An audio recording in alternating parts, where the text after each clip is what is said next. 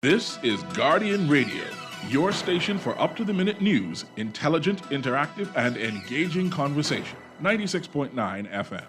The views and opinions of the hosts and guests are their own and do not necessarily reflect the position of the management and staff of Guardian Network.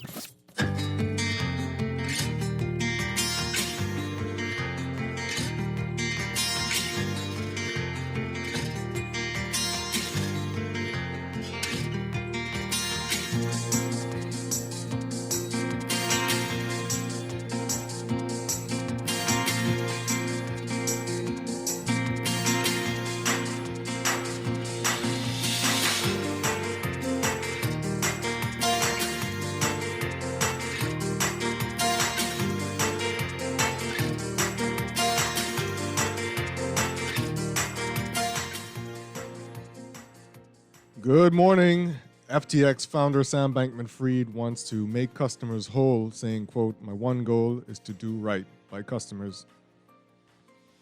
And Deputy Prime Minister Chester Cooper is confident in local regulators as the FTX fallout reverberates.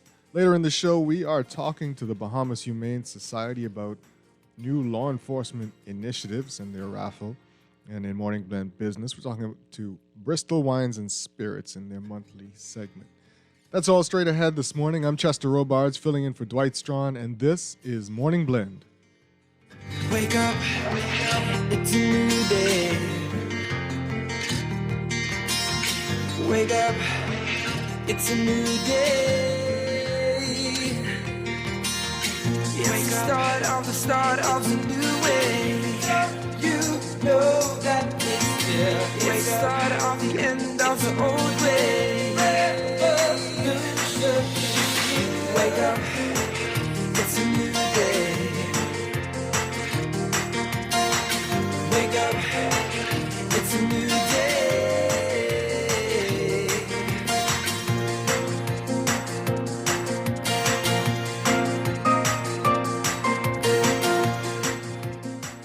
Good morning again, Bahamas. It is Wednesday, November 16th, 2022. This is Morning Blend on Guardian Radio 96.9. Again, I'm filling in for Dwight, who's on vacation, taking a little break before the Christmas break. In a moment, Don Sargent will be joining me. Also, this morning, we will be talking about some new initiatives at the Bahamas Humane Society, law enforcement initiatives. That should be interesting. But first, it's time for the overnight, the latest breaking news from while you were sleeping, and the top national and international headlines this morning.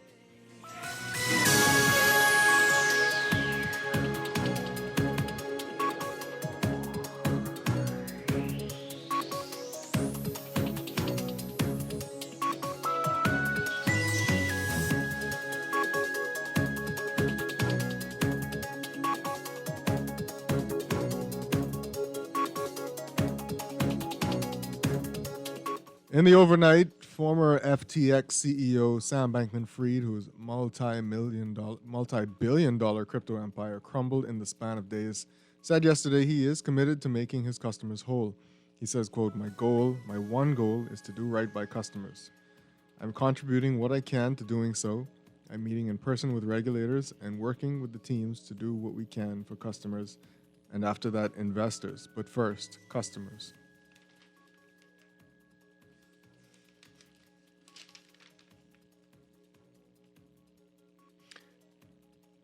FTX, which was the third largest crypto exchange in the world, is based in the Bahamas and broke ground on its $60 million headquarters in Western New Providence in April.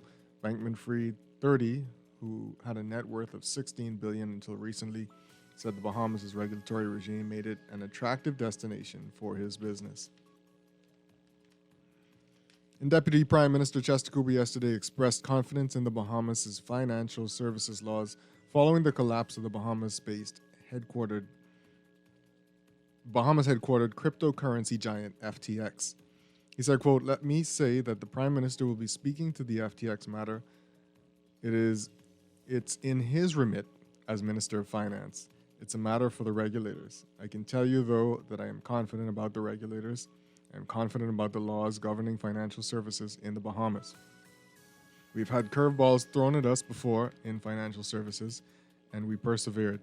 We pivoted in financial services many times, and I expect that we're going to do likewise in the digital assets business.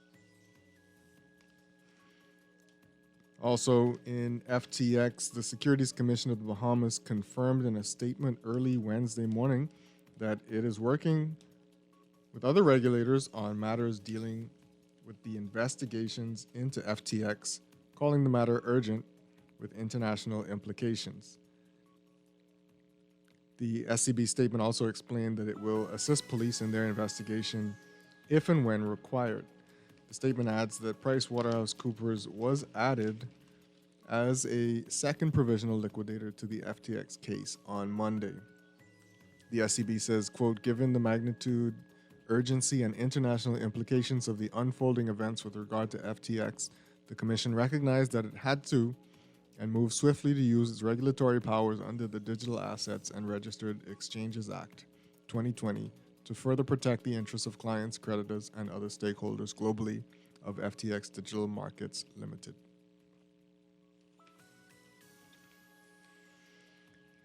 Acting Commissioner of Corrections Dawn Clear yesterday revealed that the Bahamas Department of Correctional Services is now housing over 80 mentally ill inmates. I am one of the first persons to agree that not all inmates ought to come to prison, he says. But if the court sends them here, there's nothing we can do. Clear said these words in an interview with the Nassau Guardian yesterday, with 4 deaths recorded among inmates at B-Docks between November 2021 and October of this year. At least 2 occurred among mentally ill inmates, according to Clear. Relatives of those inmates, Kenzie Cooper, 44, who died October 25, 2022, after a 2-week stay in hospital following a fight with another mentally ill inmate, believed that Cooper should not have been sent to prison.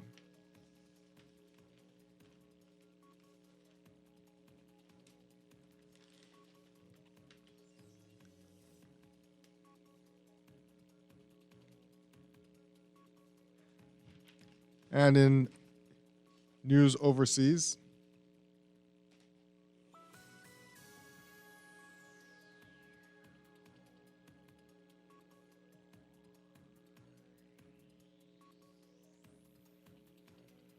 U.S. President Joe Biden and other Western backers of Ukraine threw their weight Wednesday behind an investigation into why and how a missile that Poland said was Russian-made came down in Polish farmland, killing 2 people when Russia was savaging the Ukrainian power grid with missiles and exploding drones.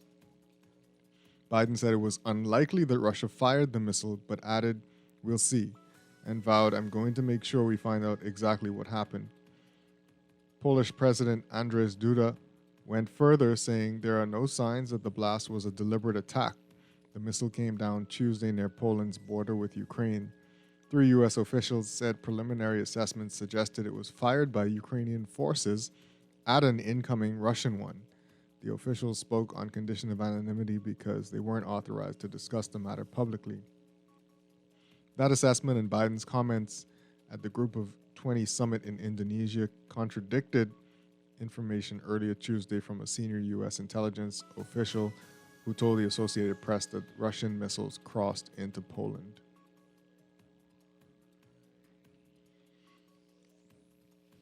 Let's now take a look at sports.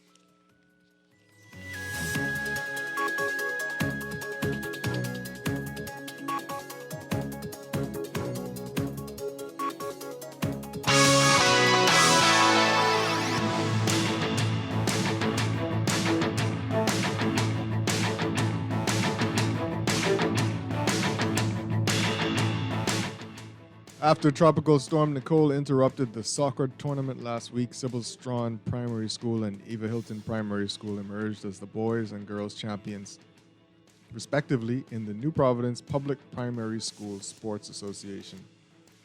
Braving the hot sun at the multipurpose field adjacent to the Thomas A. Robinson Track and Field Stadium, the youngsters brought the 2-day championship to an end on Tuesday.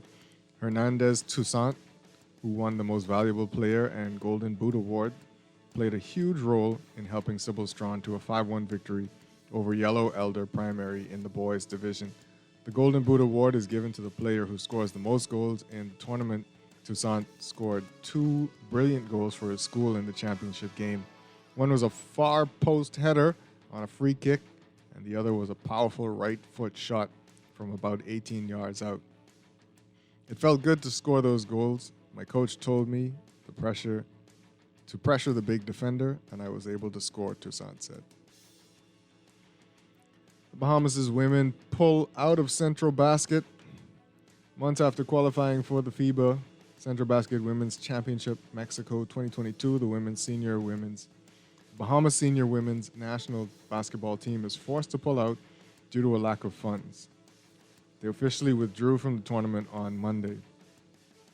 The Bahamas was set to take on some of the top teams from the Caribbean and Central American region from November 23rd to the 27th in Chihuahua, Mexico. There was initial speculation last week about the possibility of the team not making the trip. Bahamas Basketball Federation President Eugene Horton confirmed the news on Monday. The cost of the trip was set to be in the range of $25,000, according to Horton.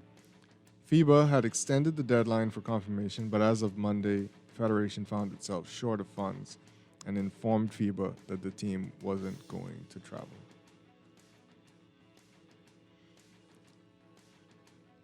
And Bahamian Jonathan McFall, a senior at Slippery Rock University in Slippery Rock, Pennsylvania, has been named as the Pennsylvania State Athletic Conference Western Division Athlete of the Week in the National Collegiate Athlete Association Division II, the league office announced on Monday.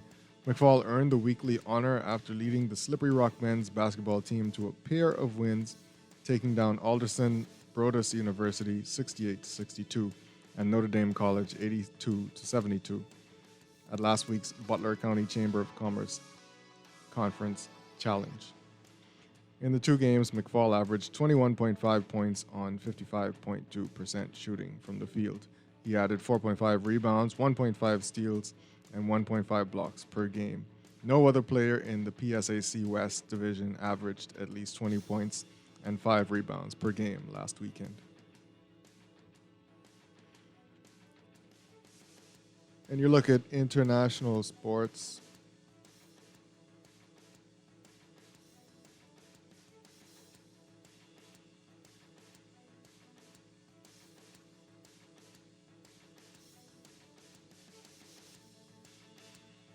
European soccer shapes to have some World Cup winners, with 73% of players at the tournament coming from clubs in the sport's richest continent. That's despite Europe providing just 40% of the World Cup teams, with 13 qualifying slots in the 32-nation lineup in Qatar. Bayern Munich is the best represented club with 17 players selected for the World Cup, with Barcelona and Manchester City each having 16, according to research published Tuesday by European soccer consultants LTT Sports. Just 27% of more than 830 players selected for the World Cup duty play with clubs in other continents. LTT Sports said Qatari club Al Sadd has 15 players at the tournament that starts Sunday. The total is slightly up on the 26% figure at the 2018 World Cup, where each of the 32 squads had 23 players instead of the current 26. FIFA allowed 3 extra players in squads named because of the effects of disruption and fixture congestion during the COVID-19 pandemic.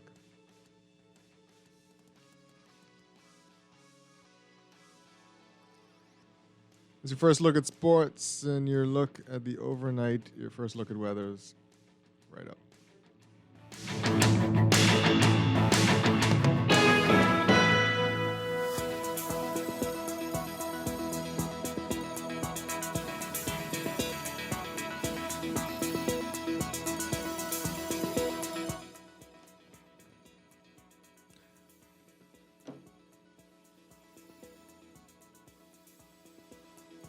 Time now for your first look at weather, brought to you by the Chick Charney Challenge. This is the general situation. A quiet and mostly tranquil weather pattern will persist early today as a dry air mass associated with a dominating high-pressure system lingers across the country. Meanwhile, a cold front will slowly approach the northernmost islands, allowing for small pockets of enhanced showers and possible thunderstorms to gradually develop across the area beginning tonight. There is a slight risk for possible waterspout activity in the southeast Bahamas today, as well as near the extreme northwest Bahamas by tonight as the cold front approaches. Beachgoers in the southeast Bahamas should exercise caution due to the slight risk of rip currents along eastern shorelines. For all areas, the northwest and central Bahamas, weather mostly sunny and warm with mostly light showers today, becoming mostly fair and mild with isolated showers and the slight chance of an isolated thunderstorm by tonight. Winds easterly at 10 to 15 knots, falling light and variable across the extreme northwest Bahamas. Seas 2 to 4 feet over the ocean. For the southeast Bahamas, weather variably cloudy, warm, and a bit breezy with a passing shower and the chance of a few offshore thunderstorms through tonight. Winds easterly at 15 knots, seas 3 to 5 feet over the ocean. Your high temperature today, 88 degrees Fahrenheit, 31 degrees Celsius. Your low temperature, 72 degrees Fahrenheit, 22 degrees Celsius. That's your first look at weather. We'll have your extended outlook and a look at the tropics coming up in just a bit.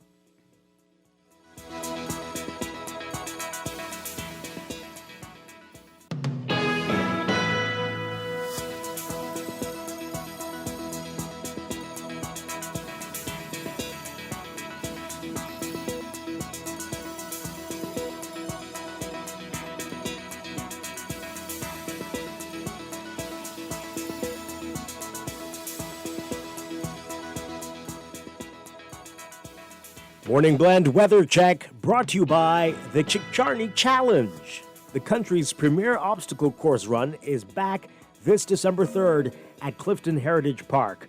Run, jump, climb, and claw your way to the finish. The Chickcharney Challenge, the return. Sign up today at chickcharneychirin.com or call 421-8915 today. The Chickcharney Challenge.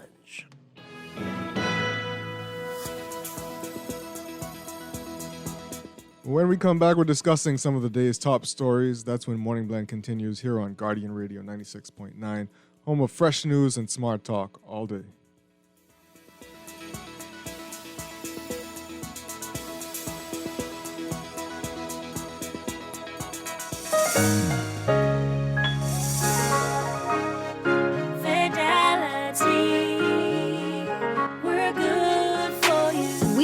How important collecting your money can be to the success of your business.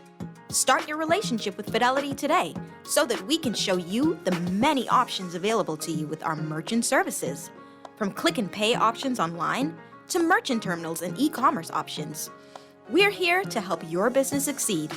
For more details, speak to one of our business development officers at 356-7764 in Nassau or 352-6676 in Freeport. Visit our website at fidelitygroup.com or visit any of our branches. Fidelity, we're good for you. Wherever you're headed, the Custom Computers Know-How team is standing by to help guide you in the East and the West. We now have 2 convenient locations on Patton Street in Palmdale and our newest store in the Caves Village Shopping Plaza through the Blake Road entrance. Discover the latest products by top international brands and the knowledge you need to unleash tomorrow's technology today.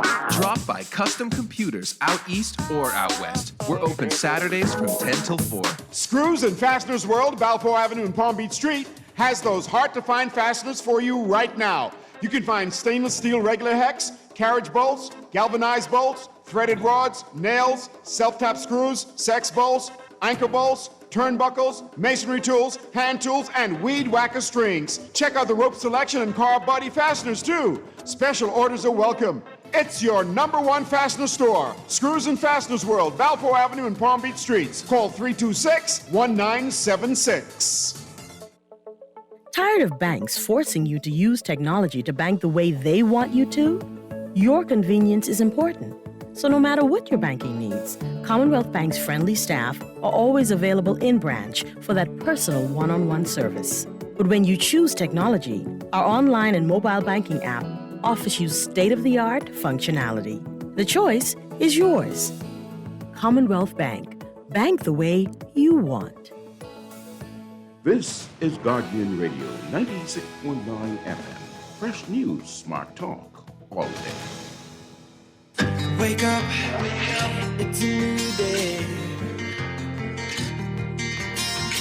Wake up, it's a new day. It's the start of a new way. You know that it's the start of the end of the old way. Wake up, it's a new day. Welcome back to Morning Blend on Guardian Radio 96.9. We're streaming live on GuardianTalkRadio.com and the Guardian Radio app for your smart devices, and on your televisions on Cable Bahamas Channel 969 or BTC Flow Channel 612. Guardian Radio is all over social media. We're on Facebook, Twitter, and Instagram. I'm Chester Robards, filling in for Dwight. And joining me now, Don Sargent. Good morning, Don. Morning, Chester. How you doing, buddy? Still alive. Can't complain about that, right? Amen to that. You can join our conversation today. Tweet us at MorningBlend969 or follow the hashtag MorningBlend. Be sure to like our Facebook page, facebook.com/MorningBlend969. Leave your comments and read what others are saying about the topics on the show. You can also email us at morningblend@nascard.com. Of course, you can always text us on the Guardian Radio text line powered by BTC. That's 422-GR96, 422-4796. Standard text rates do apply. You can also call us 323-6232, 325-4316, 325-4259. We always like to hear your voice. Coming up this morning, more weather and traffic. We have business news coming up in Morning Blend Business at 9 a.m. In our 8 o'clock hour, we'll be talking with the Bahamas Humane Society, and in Morning Blend Business, our monthly segment with Bristol. But first, it's time to talk about what's in the news.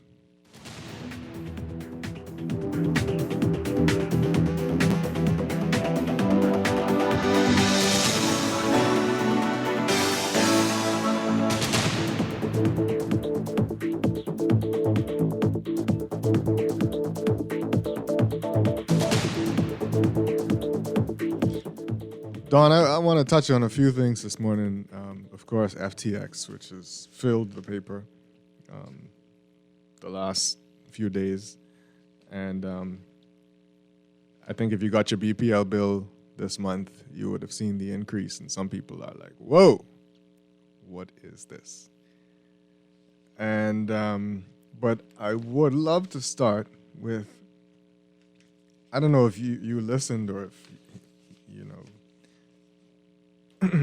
you caught it, but I feel like this story in the sports section is a bit of a national embarrassment. The Bahamas women's basketball team has pulled out of Central Basket because they don't have the money to go.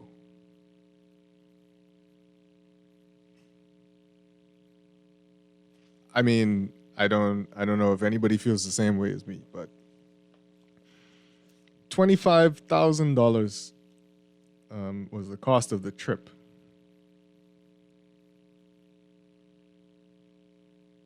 You know, a chance for our women's basketball team to go and represent the country, playing as this story written by our Simba French says, some of the top teams, women's teams in basketball. And FIBA extended the deadline for confirmation, but they couldn't come up with the money. Is it that it wasn't in the budget, or they just couldn't? Like, I don't understand. I don't know, and I don't know whose responsibility it's supposed to be if this federation is to raise money on a regular basis to go to these tournaments. If the government, I feel like more money was subsidizes spent it, going to Bermuda, wasn't it? probably, of course. It. I mean, I'm not a one of those big sports guys who like watch NFL and NBA and have like arguments over sports teams. The only thing I watch really is soccer, and I'm so happy World Cup is coming up, Brett. And I don't, I feel very passionate though about this, about the fact that our women's team, made it to qualify to go to Central Basket, but then just can't go because of $25,000, which this day and age don't feel like real money. And it says FIBA extended the deadline for confirmation, and they still couldn't make it. I mean, I don't know who's asking for money on the federation, but man, if I had $25,000 on me, I would be like, yeah, take this, send these young ladies to go play.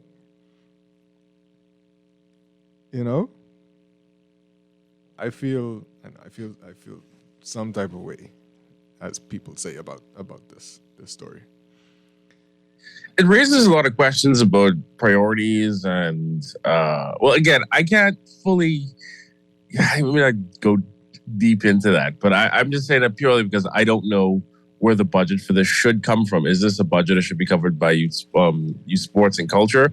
Is this that they're responsible for their own budget and fundraising for travel but they're the national team, aren't they? Right, they're a national team. Yeah, there's tons of questions there. If it is the case where the state has some responsibility for covering the cost, at least for their travel to represent the country,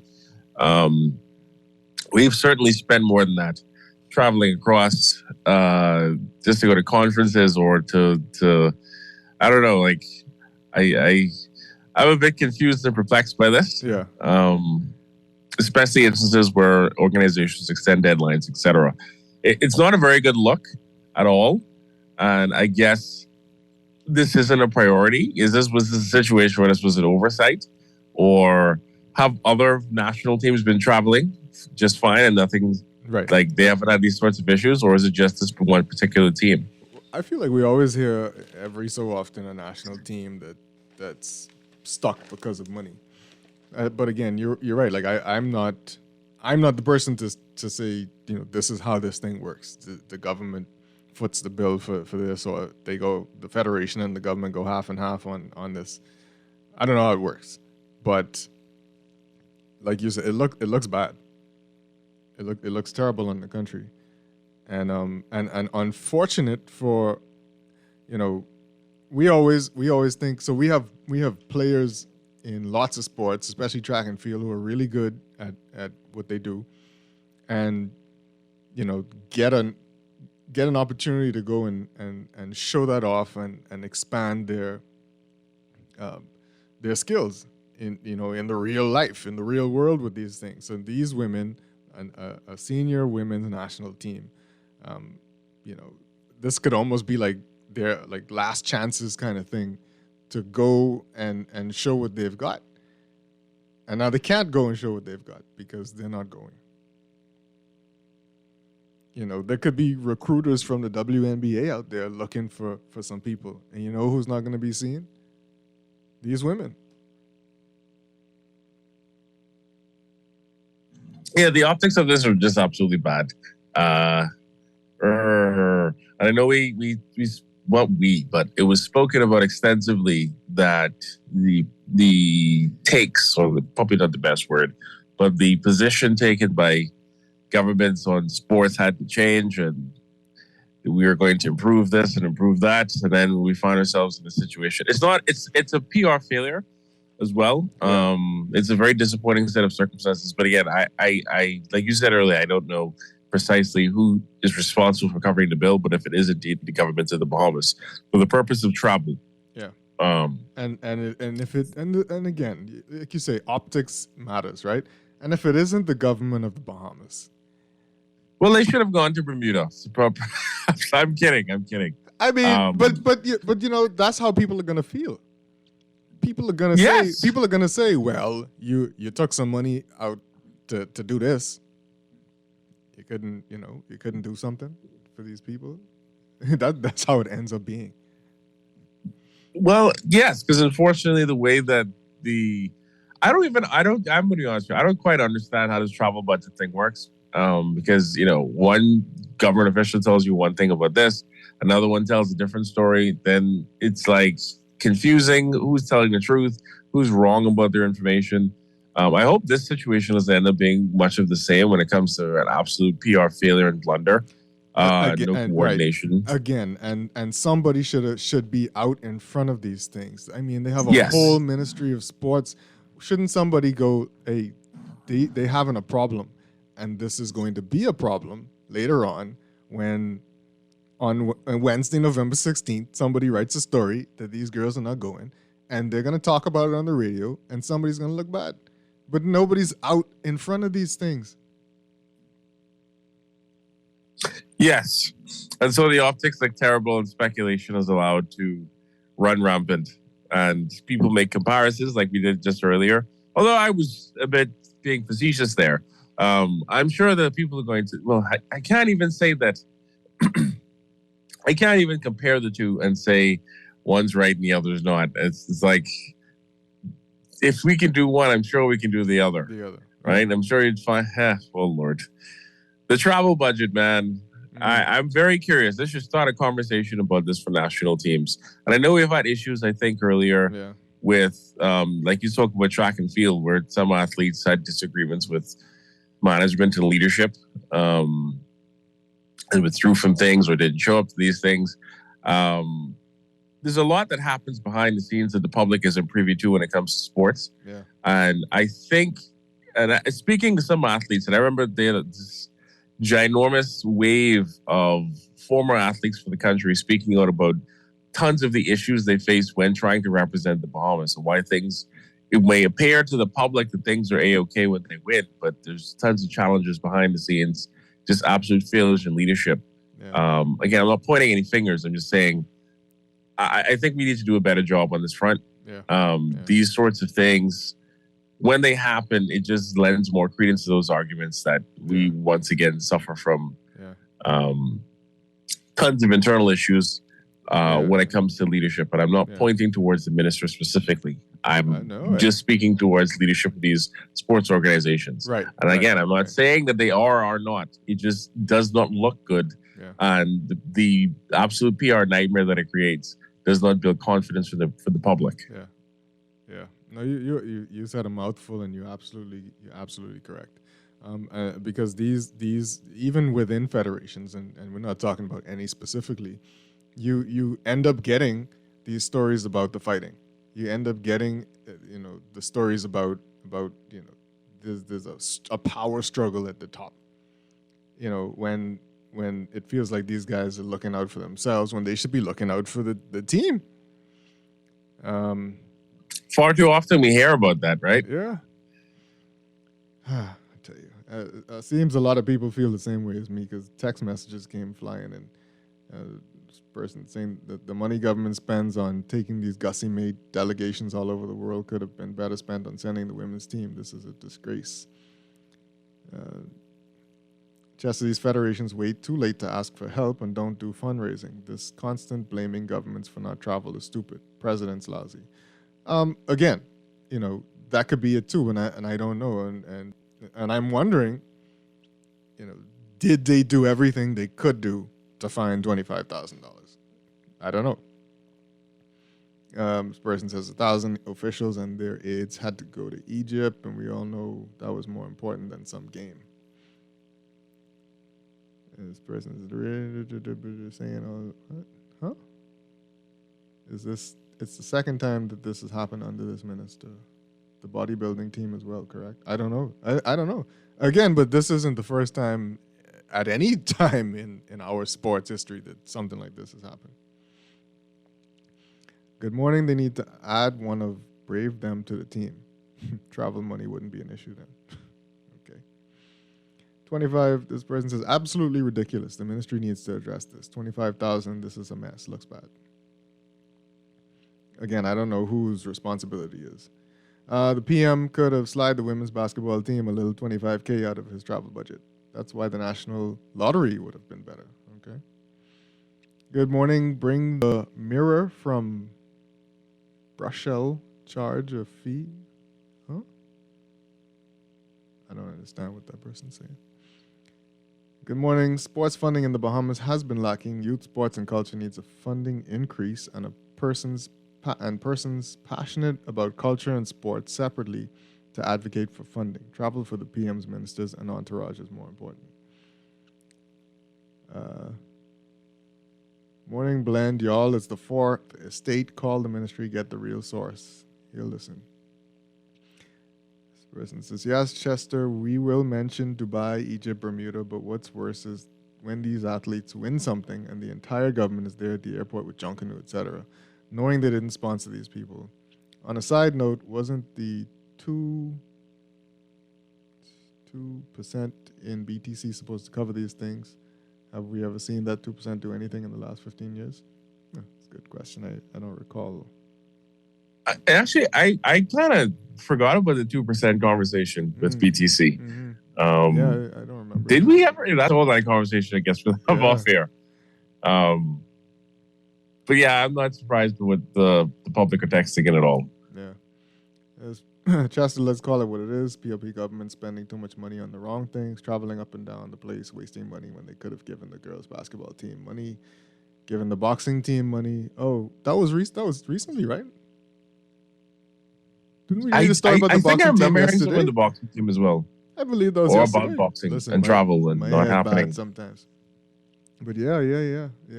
Why don't each cabinet minister donate $3,000 to fund the trip for the ladies' national team? Always traveling with taxpayers' money. Okay. Just these federations the federations make sure their tickets are paid for first and not the players. They should be having food sales and other events to attract money. We hear none. That's an interesting point. Good morning. I'm pretty sure the texter was talking about the furniture that was purchased in Brussels. Oh, okay. Costing the country hundreds of thousands. Okay. The mirror thing. All right. Don't forget the bodybuilding team. Okay, so plenty teams get left in the lurch. Yeah, that is an amazing conversation that needs to be had in this country. And we need to figure out why we can't go and represent our country in certain sports. And is it partly government and partly private? I don't know.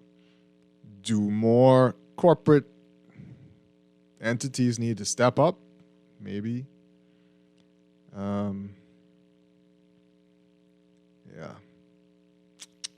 Okay. It raises tons of questions. Yeah. Because I if I recall correctly, like people are texting it and saying this isn't the first time. But I wonder if we're going to find ourselves in situations like how for high school basketball teams where I haven't seen it in a while because of the pandemic, but where like the boys basketball team or girls basketball team would be in front of food stores looking for donations so they could pay for a trip. That's true. You're right. I haven't seen that. Yeah. I wonder if we're going to be returning to that, but instead that's going to be for national teams. And that's not necessarily something I'd like to see. Again, right. Optics, right? Because a federation representing national teams shouldn't be having a stakeout to go to a tournament. Perhaps that's the position we find ourselves in this country because the money ain't coming from no place else. That's true. We need to have some stakeout. I'm not happy about that if that's the case at all. I do recall for years now we've had issues with people and teams being able to travel and funding. That this isn't a new story, unfortunately. I was just under the impression that we were out of the woods somewhat based on a lot of the rhetoric that I've heard about addressing these issues. Yeah. But it seems as though nothing much has changed, which is disappointing and disheartening. Because like you said, when we win, we all wrap our arms around our athletes and show tons of pride. But I'm sure lots of athletes have very, very, very not so happy stories to tell about times when they could have succeeded at doing something, but literally could not get there to do it because they had no support and no funding. Well, we even see some of the winners waiting for the things that were promised to them, like electricity, right? Electricity, yeah. There's much to be desired in this entire process. Perhaps, we should revisit this conversation of a national lottery again, specifically to fund our sports teams and I guess give some of the money to the Ministry of Education. But I don't know what the solution to this problem is, because it then becomes, does the funds go where it's supposed to go, when it's supposed to go there? I know federations have had their squabbles and issues before. Some seem to be more effective than others. They're not all created equal, especially in terms of leadership. Some leadership's exceptionally good. Some's, you don't really hear much about them, which I suppose is a good thing. And some, they come into the news with lots and lots of problems. So I'm not sure how we necessarily handle and navigate those waters. And the problem is this kind of chiding and criticism coming from, all over the place doesn't change their mindset for some reason. I guess it's just human nature. Oh yeah, not at all. Not in this place. They get mad at you and then they get worse. Yep.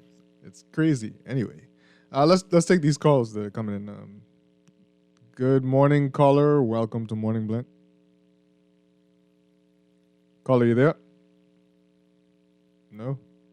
Let's try this other call. Good morning, caller. Welcome to Morning Blend. Godly day to this talk, you and Don Chester. Yes, good morning. Chester, see, the thing is, we pay a lot of taxes, right? And we get nothing back. We're making everybody rich, everybody live good, other than us. You understand what I'm saying? Yeah. Now, when it comes to sports, right? The trainers are the people what gets the money first. They get money for them. The trainers and the coaches. Okay? The athletes come last. The thing is, now remember, brother used to fight Elisha Obed, right? He had to pay his trainers. Okay? He had to pay the people would train, had to pay the people would, what I would call, would massages him. You see what I'm saying? Government never used to do anything for him. Okay? So the thing is, what those coaches and those clubs got to do, they got to find themselves, they got to try and make some money to sponsor themselves, because everything cannot come from the public. The government shouldn't be taxing us for everything, and we get nothing back. That's a bunch of foolishness. Those guys need to. I'm not being, I'm not taking it out, or, you understand what I'm saying? Yeah, I'm not putting a hit on anybody, so to speak, right? But they got to do some work when it comes to people who are sick. They have to do. They have to have cookouts. You know what I'm saying? Whereby government, if it's anything, government should make sure that they are healed. Man, they got to get themselves together, and then everything go. The thing is, everything go in the consolidated fund. You know what I'm saying? You understand what I'm saying? Man, somebody gotta get this situation, reconciled.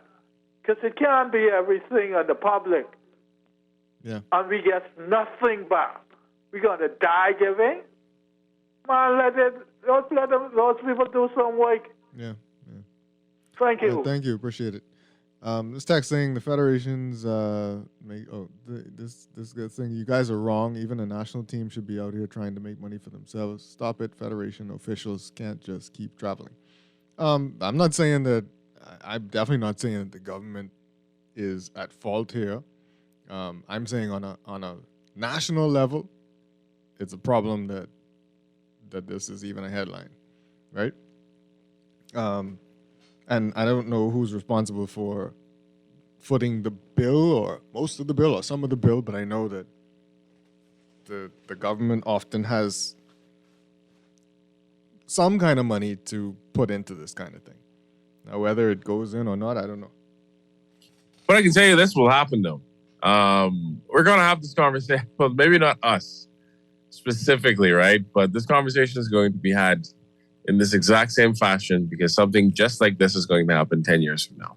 Yeah. This is unfortunately par for the course. Regardless of who is responsible for it, this is going to happen again. This is going to continue to happen.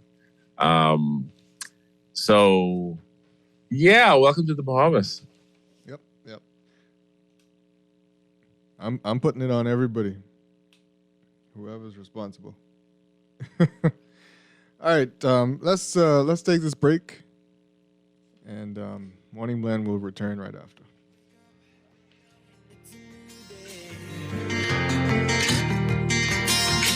Wake up, it's a new day. It's the start of a new way. You know that it's the start of the end of the old way. This is Guardian Radio, 96.9 FM, Nassau, Bahamas. AP News, I'm Ben Thomas. President Biden and other Western supporters of Ukraine are calling for an investigation into why and how a missile Poland says was Russian-made came down on Polish farmland, killing 2 people. It's unlikely in the minds of the trajectory that it was fired from Russia. Russia was bombarding Ukraine's power grid, and U.S. officials say the missile may have been fired by Ukrainian forces at an incoming missile. The Kremlin is hailing Biden's comment as restrained and professional. Meantime, Charles de Ledesma reports G20 leaders have issued a declaration firmly condemning Russia's war in Ukraine. The conflict has loomed large over the 2-day summit held on Bali in Indonesia. With the G20 warning, the war has intensified fragilities in the world's economy. The summit's closing declaration is noteworthy in highlighting the war, given the divisions among the group, which includes not only Russia itself, but also countries such as China and India that have significant trade ties with Moscow and have stopped short of outright criticism of the war. I'm Charles de Ledesma. In Florida last night, Donald Trump. In order to make America great and glorious again, I am tonight announcing my candidacy for President of the United States. Sagar Magani has more. Trump runs at a moment of his own political vulnerability, with some Republicans criticizing him for backing losing candidates in a disappointing midterm showing. The GOP will now have to decide whether to back a man whose refusal to accept his last loss led to an insurrection and put democracy on the brink, and one whose legal troubles could lead to indictments. Sagar Magani, Washington. 4-stage engine start. Sound from NASA TV of a successful launch this morning of its mighty new moon rocket. And liftoff. A manned flight expected in 2024. This is AP News. 10 works are competing for the top award at the Grammys, Album of the Year. AP Entertainment correspondent Margie Zaraletta has a look at the nominees. Voyage, ABBA's first album in 40 years, will compete against Adele's 30 and Beyoncé's Renaissance for Album of the Year.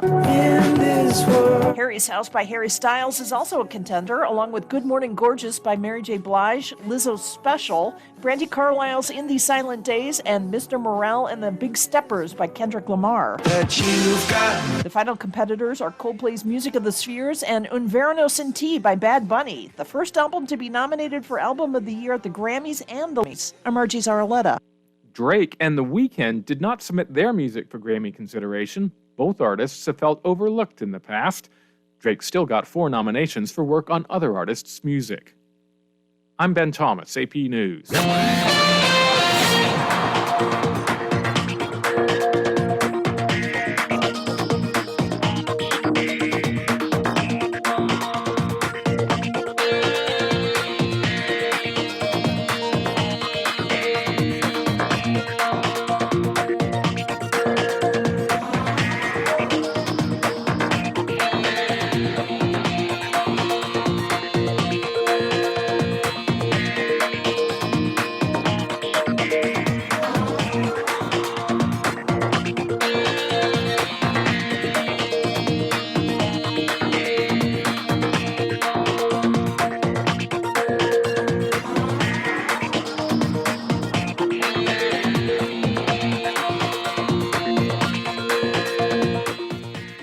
And now it's time for your morning traffic alert.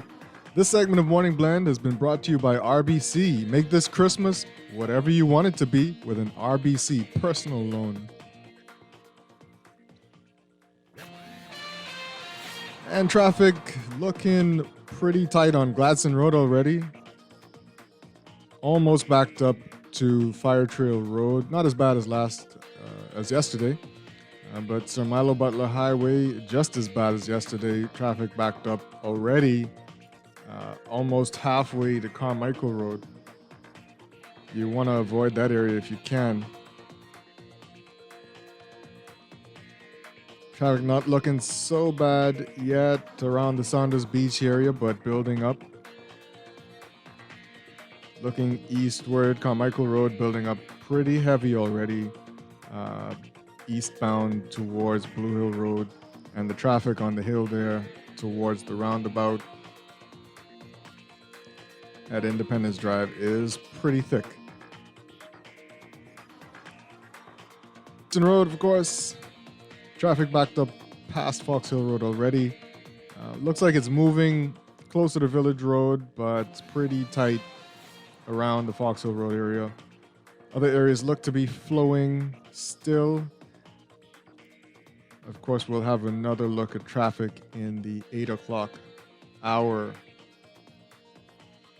That's your Morning Blend traffic alert. Apply for a loan with RBC at rbc.com/Caribbean/loan and don't pay until February 2023.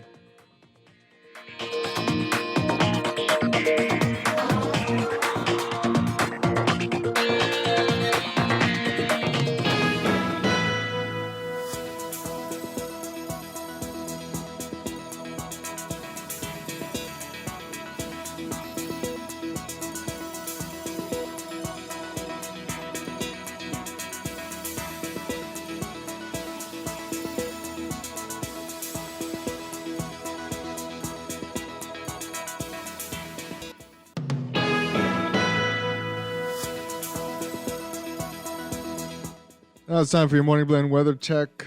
The general situation, a quiet and mostly tranquil weather pattern will persist early today as a dry air mass associated with a dominating high-pressure system lingers across the country.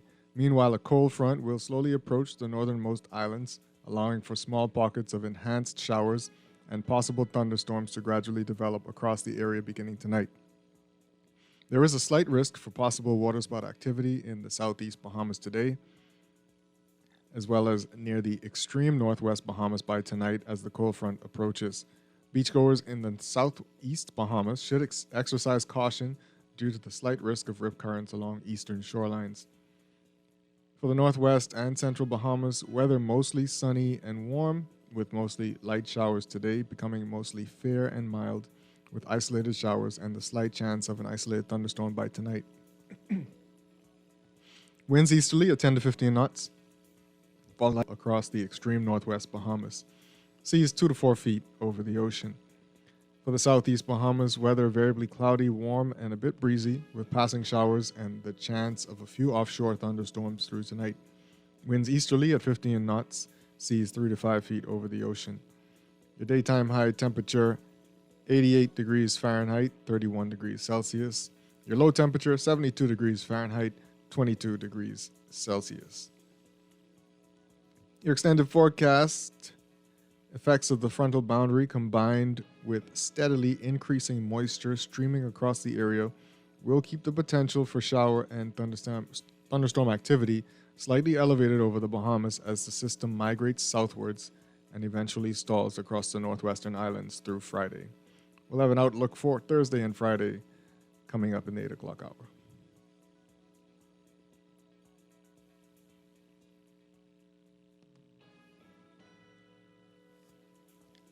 We'll be back with more Morning Blend after these messages here on Guardian Radio 96.9.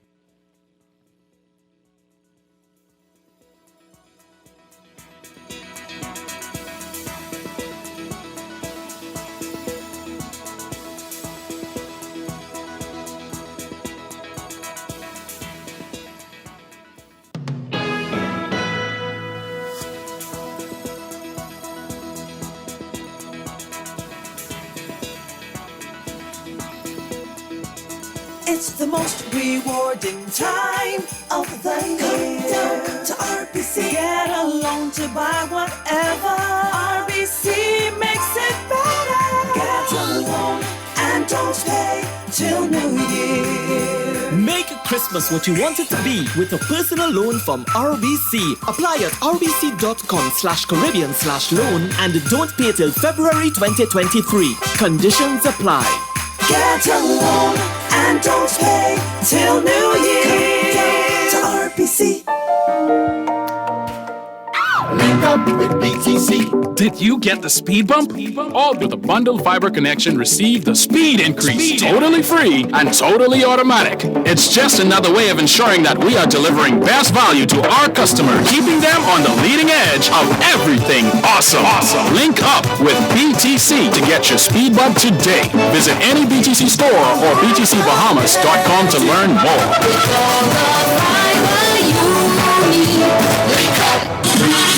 Janae's Chesapeake Road Christmas Wonderland is open under the Big Tent. Get your Christmas trees in pink, frosted, green, or white in a variety of sizes. Musical Christmas LED and laser lights, a large variety of tree ornaments, lighted angels and Santa tree toppers, bright and lively colored Christmas balls in all sizes, garlands, wreaths, tree skirts, stockings, and lots more. Add flowers, picks, and decorative mesh to brighten up your home or office this holiday season. And don't forget the toys at Janae's Chesapeake Road. Check our selections online at www.janae's.com. Hey, Bill, glad to see you back in the office. Who? Bill! Oh, sorry, I think you're mistaking me for someone else. Tom? Nope. Jack? No. Alex? No. I got this, George. No, you don't. Still not me. Adam! Not even close, man. You're like a coworker that didn't forget your name. CG Atlantic Agents and Brokers. Good like that. Okay, good to see you, Mike John. It's Mordecai. Happy holidays! NASA Tile is having its Christmas sale. That's right, from November 21st to November 26th, you can save up to 25% off selected ceramic tiles or up to 60% off selected items. And take 20% off store-wide on all tiles, thin-set, grout, and mosaics. Our tile experts are ready to guide you in selecting the right tiles for your kitchen backsplash, living room, bathroom, walkway, and patio. So don't miss your chance to spruce up this holiday season. Call 322-2100 or visit our showroom at 43 Daswell Street and save big with Nassau Tile, where the world is at your feet.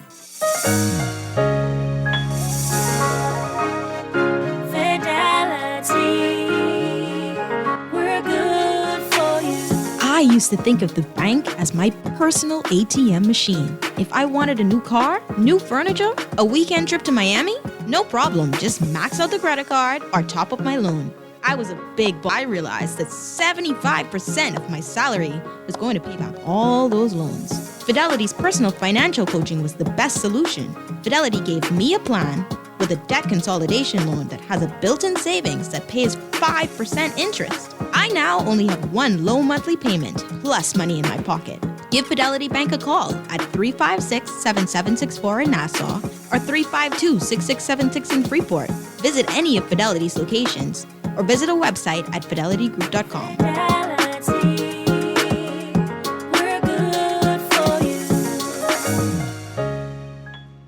What if I told you that the future is here? That is not some magical door we walk through, but a place we create. It's home. The place where you can download a 2-hour movie in seconds and stay connected to loved ones even when traveling far from home. Where internet moves at lightning speeds, smoother and more reliable than anything you've ever seen. This future-proof technology can take you to worlds that you can only imagine. The future is here. The future is home. The future is Alive Fiber. Do you want a chance to win one of 5 Yamaha Kryptonite scooters? Do you like the great taste of Frito-Lay chips? Well, all you have to do is purchase chips like Lay's, Doritos, and Cheetos at your favorite grocery store, and you can enter to win thanks to Frito-Lay and the Island Wholesale Scooter Giveaway Promotion. Want to know more? Join us at Value Depot, 20 Williams Drive, November 19th, this Saturday from 1 to 3 p.m. for a chance to play Island Wholesale Shoot and Win game for instant prizes and a chance to win one of 5 Yamaha scooters. Frito-Lay, distributed by Island Wholesale. Earning zero interest on your savings at the bank? With as little as $100, you can start earning interest on your money while you're sleeping, eating, or standing in line at the bank with the CFAL Savings Express Plan. Ready to invest? Start by putting $1,000 into our mutual funds and earn interest there too. Because at CFAL, your interest is our interest. Visit cfal.com to start now. CFAL, growing wealth for future generations of Bahamians. If you were exposed to COVID-19, have symptoms, or traveled recently, get tested so that you can have peace of mind about your status. Just visit one of our convenient locations on New Providence, Bahamas, or Golden Gates Plaza, weekdays 9 a.m. to 5 p.m. and Saturdays 10 a.m. to 6 p.m. On Eleuthera at the Three Island Dock, Mondays through Thursdays 8 a.m. to 6 p.m., Fridays and Saturdays 8 a.m. to 7 p.m., and Sundays 8 a.m. to 3 p.m. On Exuma at the Regatta Park, weekdays 9 a.m. to 3 p.m., Saturdays 9 a.m. to 5 p.m., and Sundays 1 p.m. to 6 p.m. On Abaco at Maxwell Food Store, Mondays through Saturdays 8 a.m. to 5 p.m. The COVID-19 test results will be ready in 15 minutes, and the tests are free. This message is brought to you by PAHO WHO and the Ministry of Health and Wellness. This is Guardian Radio 96.9 FM. Fresh news, smart talk, all day. Wake up, it's a new day. Wake up, it's a new day. It's the start of the day. You know that it's here. It's the start of the end of the old way. Wake up. Welcome back to Morning Blend here on Guardian Radio 96.9. I'm Chester Robards, along with Don Sargent, and we're talking about the women's national basketball team not being able to go and participate in Central Basket because they ain't got the money. So I quickly spoke to our resident expert, sports expert, about who should be footing the bill, and apparently they get money. The federation gets a little bit of money, like 20 grand from the government per year, and then of course they are responsible for getting the rest of the money to do whatever else they got to do, which is not surprising. But in the rest of this story, and I want to quickly talk about BPL before the news break, but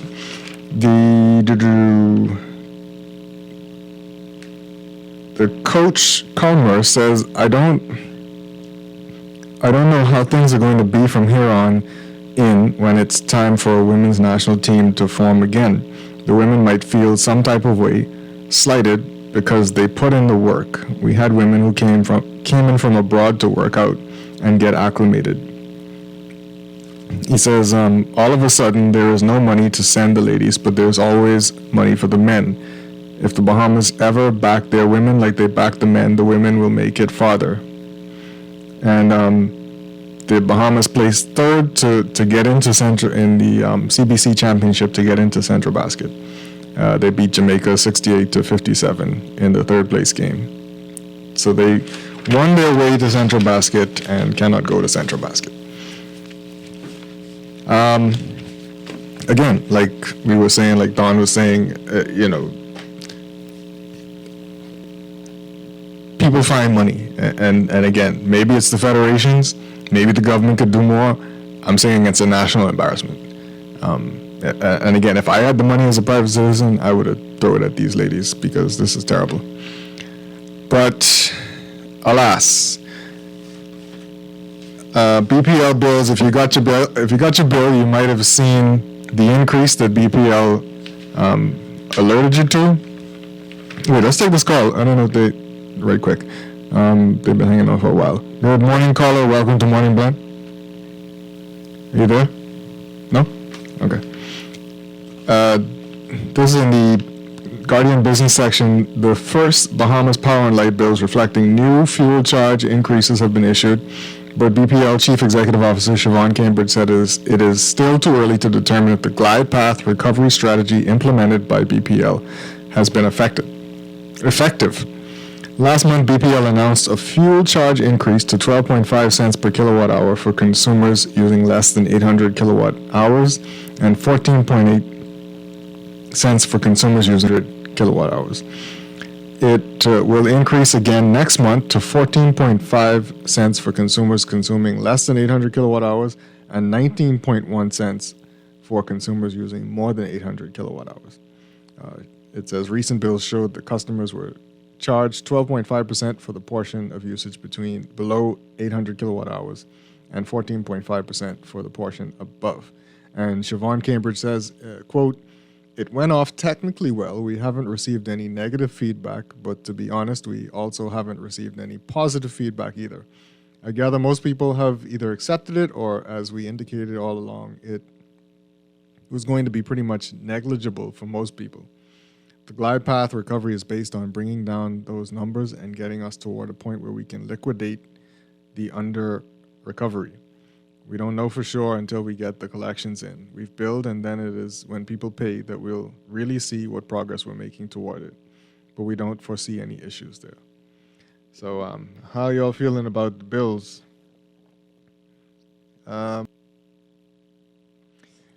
Yeah, my bill's gone up. Yeah. Absolutely. I actually have the impression, and maybe the math just ain't mathing for me, but I don't understand how from earlier in the year the bill can go from around $90 a month. Summer comes around, it jumps to $160 when air conditioning stops working. So I didn't even turn that on. And now the bill is consistently above $200 something. We've changed none of our habits within the house. So yeah, I even switched to more energy efficient bulbs and everything. Always been doing that, but it's just always put $200 something a month. You gotta ask, are they, because we've heard before they're not reading these meters. I've asked this before. They told me, yeah, we read the meters. I was like, "Mom, when are you setting someone to read this meter?" Because I don't feel as though. But we've also heard before that they sometimes they don't. They just they estimate what the last bill was, and they say, "Oh, this person probably using more AC. They paid $160 last month." Probably and listen, I'm more, but I would feel a little bit more comfortable if the electricity at minimum would just stay on. Mm-hmm. But I can't even get that. Right. So times when I would come home from work, would like to go to sleep on a really late day, I'd jump into bed, turn on a fan, boom, power goes off. So it's just insanity. And then I've had issues before where the power was off for almost a day. Things in the fridge started to, things defrost, and just have a horrible experience with that. And then then power cuts back on again, and it cuts back off an hour later. I don't know. It's been absolutely infuriating. I don't remember. I don't even recall how many times my power's went off in the last 2 months. But it feels like it was at least once or twice a week. Yeah. And it's been the same thing even to work. So it's like, what am I really paying extra for? Because I'm getting the same crap service that I always got. And then unfortunately we don't have competition within this sphere. And I'm not advocating to privatize BPL or anything, but it's just garbage. I guess if I were in a position to just go 100% now, I would. I would never be on BPL. That's probably the only competition right now. Your own ability to kick BPL to the curb by the curb. Yes, you can't even. At least in my case, I can't sleep when the power is off because I have a neighbor with a ginormous generator. So you instantaneously hear that kick in, and then any attempts to go to sleep just goes away. So I've had nights where I had events early in the morning, and I got absolutely no sleep because my power was off. Or you wake up in the morning, gonna go iron some clothes, and then boom, power off again. So it's I don't know, man. It just really feels like I feel like a conch, and I'm just paying money into something that doesn't work, and it's never going to work. Yeah. It never has worked. And I heard the press release you just read, but no, they have none of my confidence. Well, I mean, I don't know if anybody's ever had confidence in BPL, so. I do have confidence my power will go off again, though. They're very consistent with that. Oh, okay. Let me read some more of these text messages. The women's basketball team saying, certainly the Ministry of Tourism could have kicked in. They spend millions with advertising agencies on Park Avenue. We would get more bang for our buck if we advertise with with our athletes. Spring says, Morning Chester, we should prepare ourselves for more disappointments coming out of ministry, youth, sports, and culture. The minister surrounds himself with persons that don't have the necessary experience or qualification. So, again, is it necessarily the ministry? You know, I asked our resident sports expert, who's saying that it is typically the federation's job to fund, for the most part, their trips. But you see the coach saying they find money for the men's team. Now, whoever they is, I feel like they might be talking about government. So is it fair? I don't, whoever the they is it private entities who help to fund the men's team? I don't know. But the overarching point, a national embarrassment that they're going to start Central Basket without one of the qualifying teams, and they're going to look online, and when they read why the team didn't show up, they're going to be like, that's a disgrace. So, saying the reality is this: the PLP swing us. On top of that, we are basically paying 15% VAT because of that January decision. They have to go. They've been practicing that. They have to go. I don't know. The inner workings of BPL is so complicated. It's been abused, for lack of a better word, for so long. I don't know, outside of privatizing it, I don't know what else we do with BPL. We thought we would have Shell selling us electricity by now. That the liquid gasification plant, right? What happened? That was coming from Shell. So, it feels like, when when you in those situations, you have a day with just nothing working out. I feel like that's sometimes how our country is. We have 15 years with just nothing's working out. Grand Lucayan, nothing working out. Digital assets, big company come in, yes. Oh no, it's crashed. Yeah, then FTX goes belly up. Nothing working out. Oh, women's basketball team get to go to this big tournament. They win the spot, yes. Oh, no money. I mean, some good things are happening in certain circles, but sometimes it just feel like nothing working out in our best interest. And sometimes we take know a whole lot of L's, basically. Yeah. It just feels that way. And I want to feel like a win sometimes. Anyway, we got to go to the news. We'll have much more Morning Blend after the news. 6.9.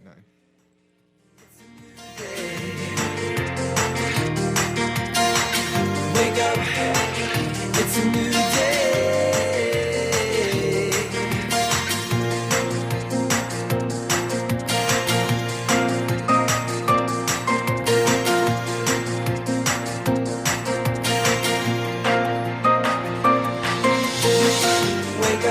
This is Guardian Radio 96.9 FM, Nassau, Bahamas.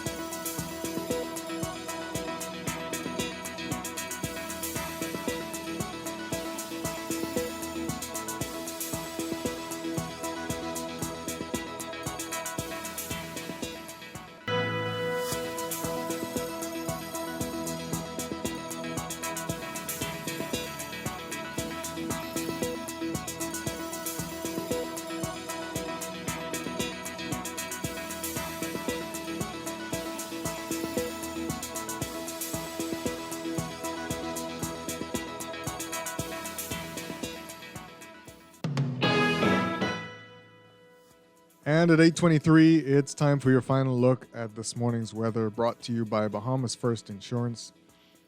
Your general situation: a quiet and mostly tranquil weather pattern will persist early today as a dry air mass associated with a dominating high-pressure system lingers across the country. Meanwhile, a cold front will slowly approach the northernmost islands, allowing for small pockets of enhanced showers and possible thunderstorms to gradually develop across the area beginning tonight. Special warnings: there is a slight risk for possible waterspout activity in the southeast Bahamas today, as well as near the extreme northwest Bahamas by tonight as the cold front approaches. Beachgoers in the southeast Bahamas should exercise caution due to the slight risk of shorelines. For the northwest and central Bahamas, weather mostly sunny and warm, with mostly light showers today, becoming mostly fair and mild with isolated showers and the slight chance of an isolated thunderstorm by tonight. Winds easterly at 10 to 15 knots, falling light and variable across the extreme northwest Bahamas. Seas 2 to 4 feet over the ocean. For the southeast Bahamas, weather variably cloudy, warm, and a bit breezy, with passing showers and the chance of a few offshore thunderstorms through tonight. Winds easterly at 15 knots, seas 3 to 5 feet over the ocean. Your daytime high temperature today, 88 degrees Fahrenheit, 31 degrees Celsius. Your low temperature tonight, 72 degrees Fahrenheit, 22 degrees Celsius. In your extended forecast for the next 2 days, the effects of the frontal boundary combined with steadily increasing moisture streaming across the area will keep the potential for shower and thunderstorm activity slightly elevated over the Bahamas as the system migrates southwards and eventually stalls across the northwestern islands through to Friday. The outlook for Thursday: variably cloudy, warm, and a bit breezy with isolated showers and thunderstorms. Winds easterly at 10 to 15 knots, but gusty at times ahead of the front. Shifting north to northeast at 15 knots behind the front. Seas 3 to 5 feet over open waters. Your outlook for Friday: partly cloudy with occasionally cloudy periods. Warm and breezy with widely scattered showers and isolated thunderstorms. Winds northeast to east 20 knots. Seas 4 to 6 feet over open waters. Your outlook in the tropics: the tropics quiet at this time. No new tropical cyclones are expected to form during the next 5 days. That's your weather check, brought to you by Bahamas First Insurance, still the first and only local insurance company and agency network that lets you buy car and home insurance 100% online. Try it at bahamasfirst.com.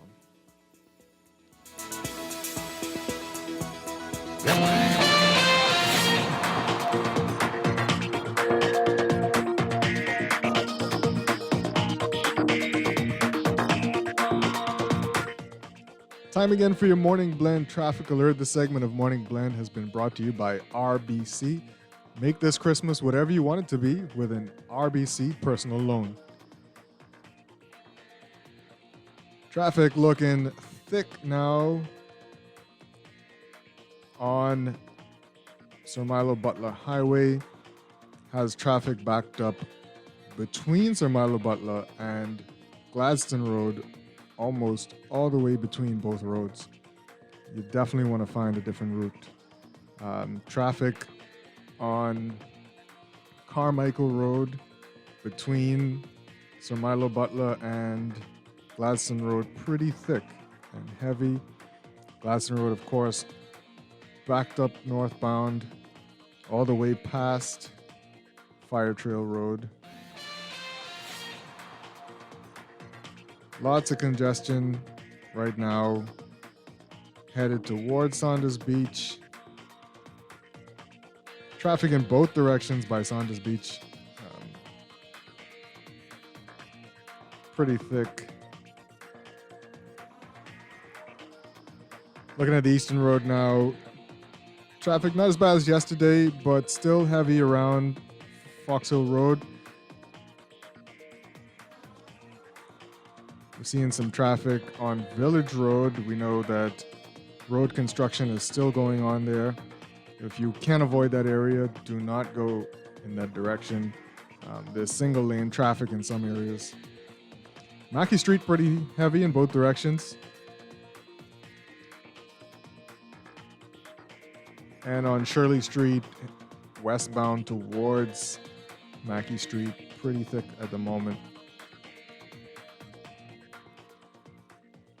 course, Carmichael Road, eastbound to Blue Hill Road.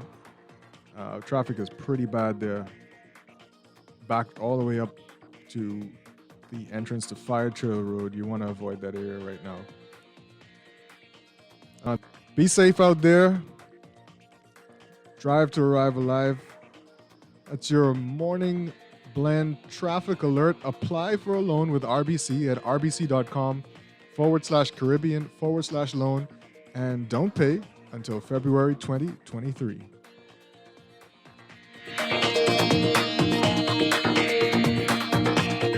It's the most rewarding time of the year. To RBC, get a loan to buy whatever. RBC makes it better. Get a loan and don't pay till New Year. Make Christmas what you want it to be with a personal loan from RBC. Apply at rbc.com/Caribbean/loan and don't pay till February 2023. Conditions apply. Get a loan and don't pay till New Year. To RBC. Okay, class, let's begin today's history lesson. Ancient civilization used to visit stadiums to watch musicians perform. It was called a live concert. Teacher, what year was that? Researchers believe it was around 2019. Normal life feels like a long time ago. As things return to normal, remember it is essential to be fully immunized against all vaccine-preventable diseases like COVID-19, rubella, polio, hepatitis, mumps, and influenza. This message is brought to you by PAHO WHO, the Ministry of Health and Wellness, the Caribbean Development Bank, the Government of Canada, and the United States of America. Breakfast just got better at Wendy's. Introducing the Breakfast Biggie Bag. Enjoy a double sausage muffin with 2 square sausage patties, a freshly cracked egg, and cheese served on a toasted English muffin, a medium waffle fries, and an orange juice for only 5 cents, fat inclusive. Add an apple pie for just $1 more. Say what? At Wendy's, better breakfast is all day. Offers valid in participating locations. Wendy's, different inside and out. Florida Auto Parts can deliver all the auto parts your car will ever need, direct from the USA and from around the world.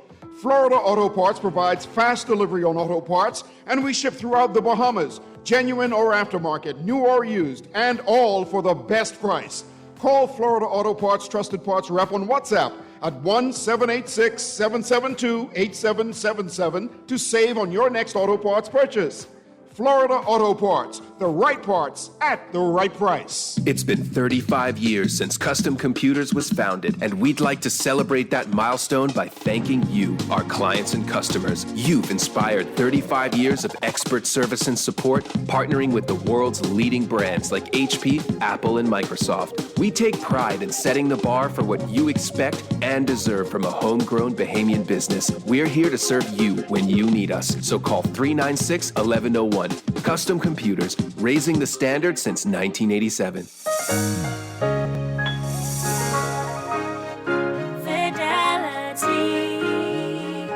We're good for you. We know how important collecting your money can be to the success of your business. Start your relationship with Fidelity today so that we can show you the many options available to you with our merchant services.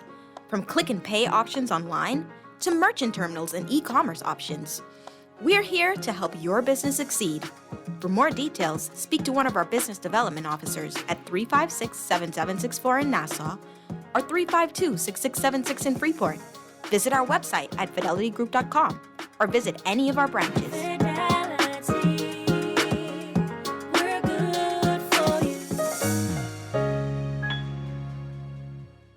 This is Guardian Radio 96.9 FM.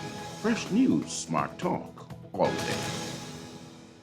Wake up, it's a new day. Wake up, it's a new day. It's the start of a new way. You know that it's there. It's the start of the end of the old way. Wake up, it's a new day. Wake up, it's a new day.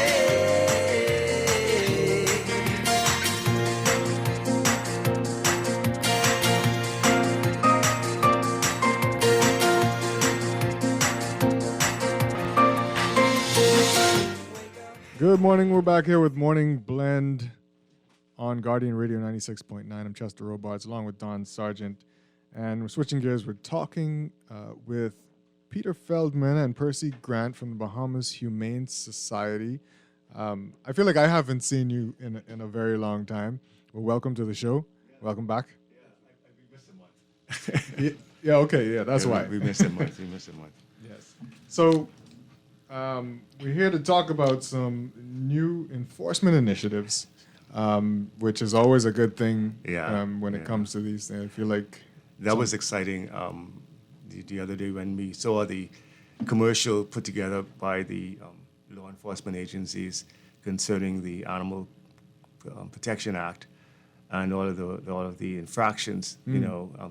One was most important was the licensing of dogs. Right. And talking about dogs at large, people having dogs at large and what have you. Right. And so that was very, very great for us. And it blindsided us because we didn't really realize that they were doing it. Oh, okay. So that was a good thing.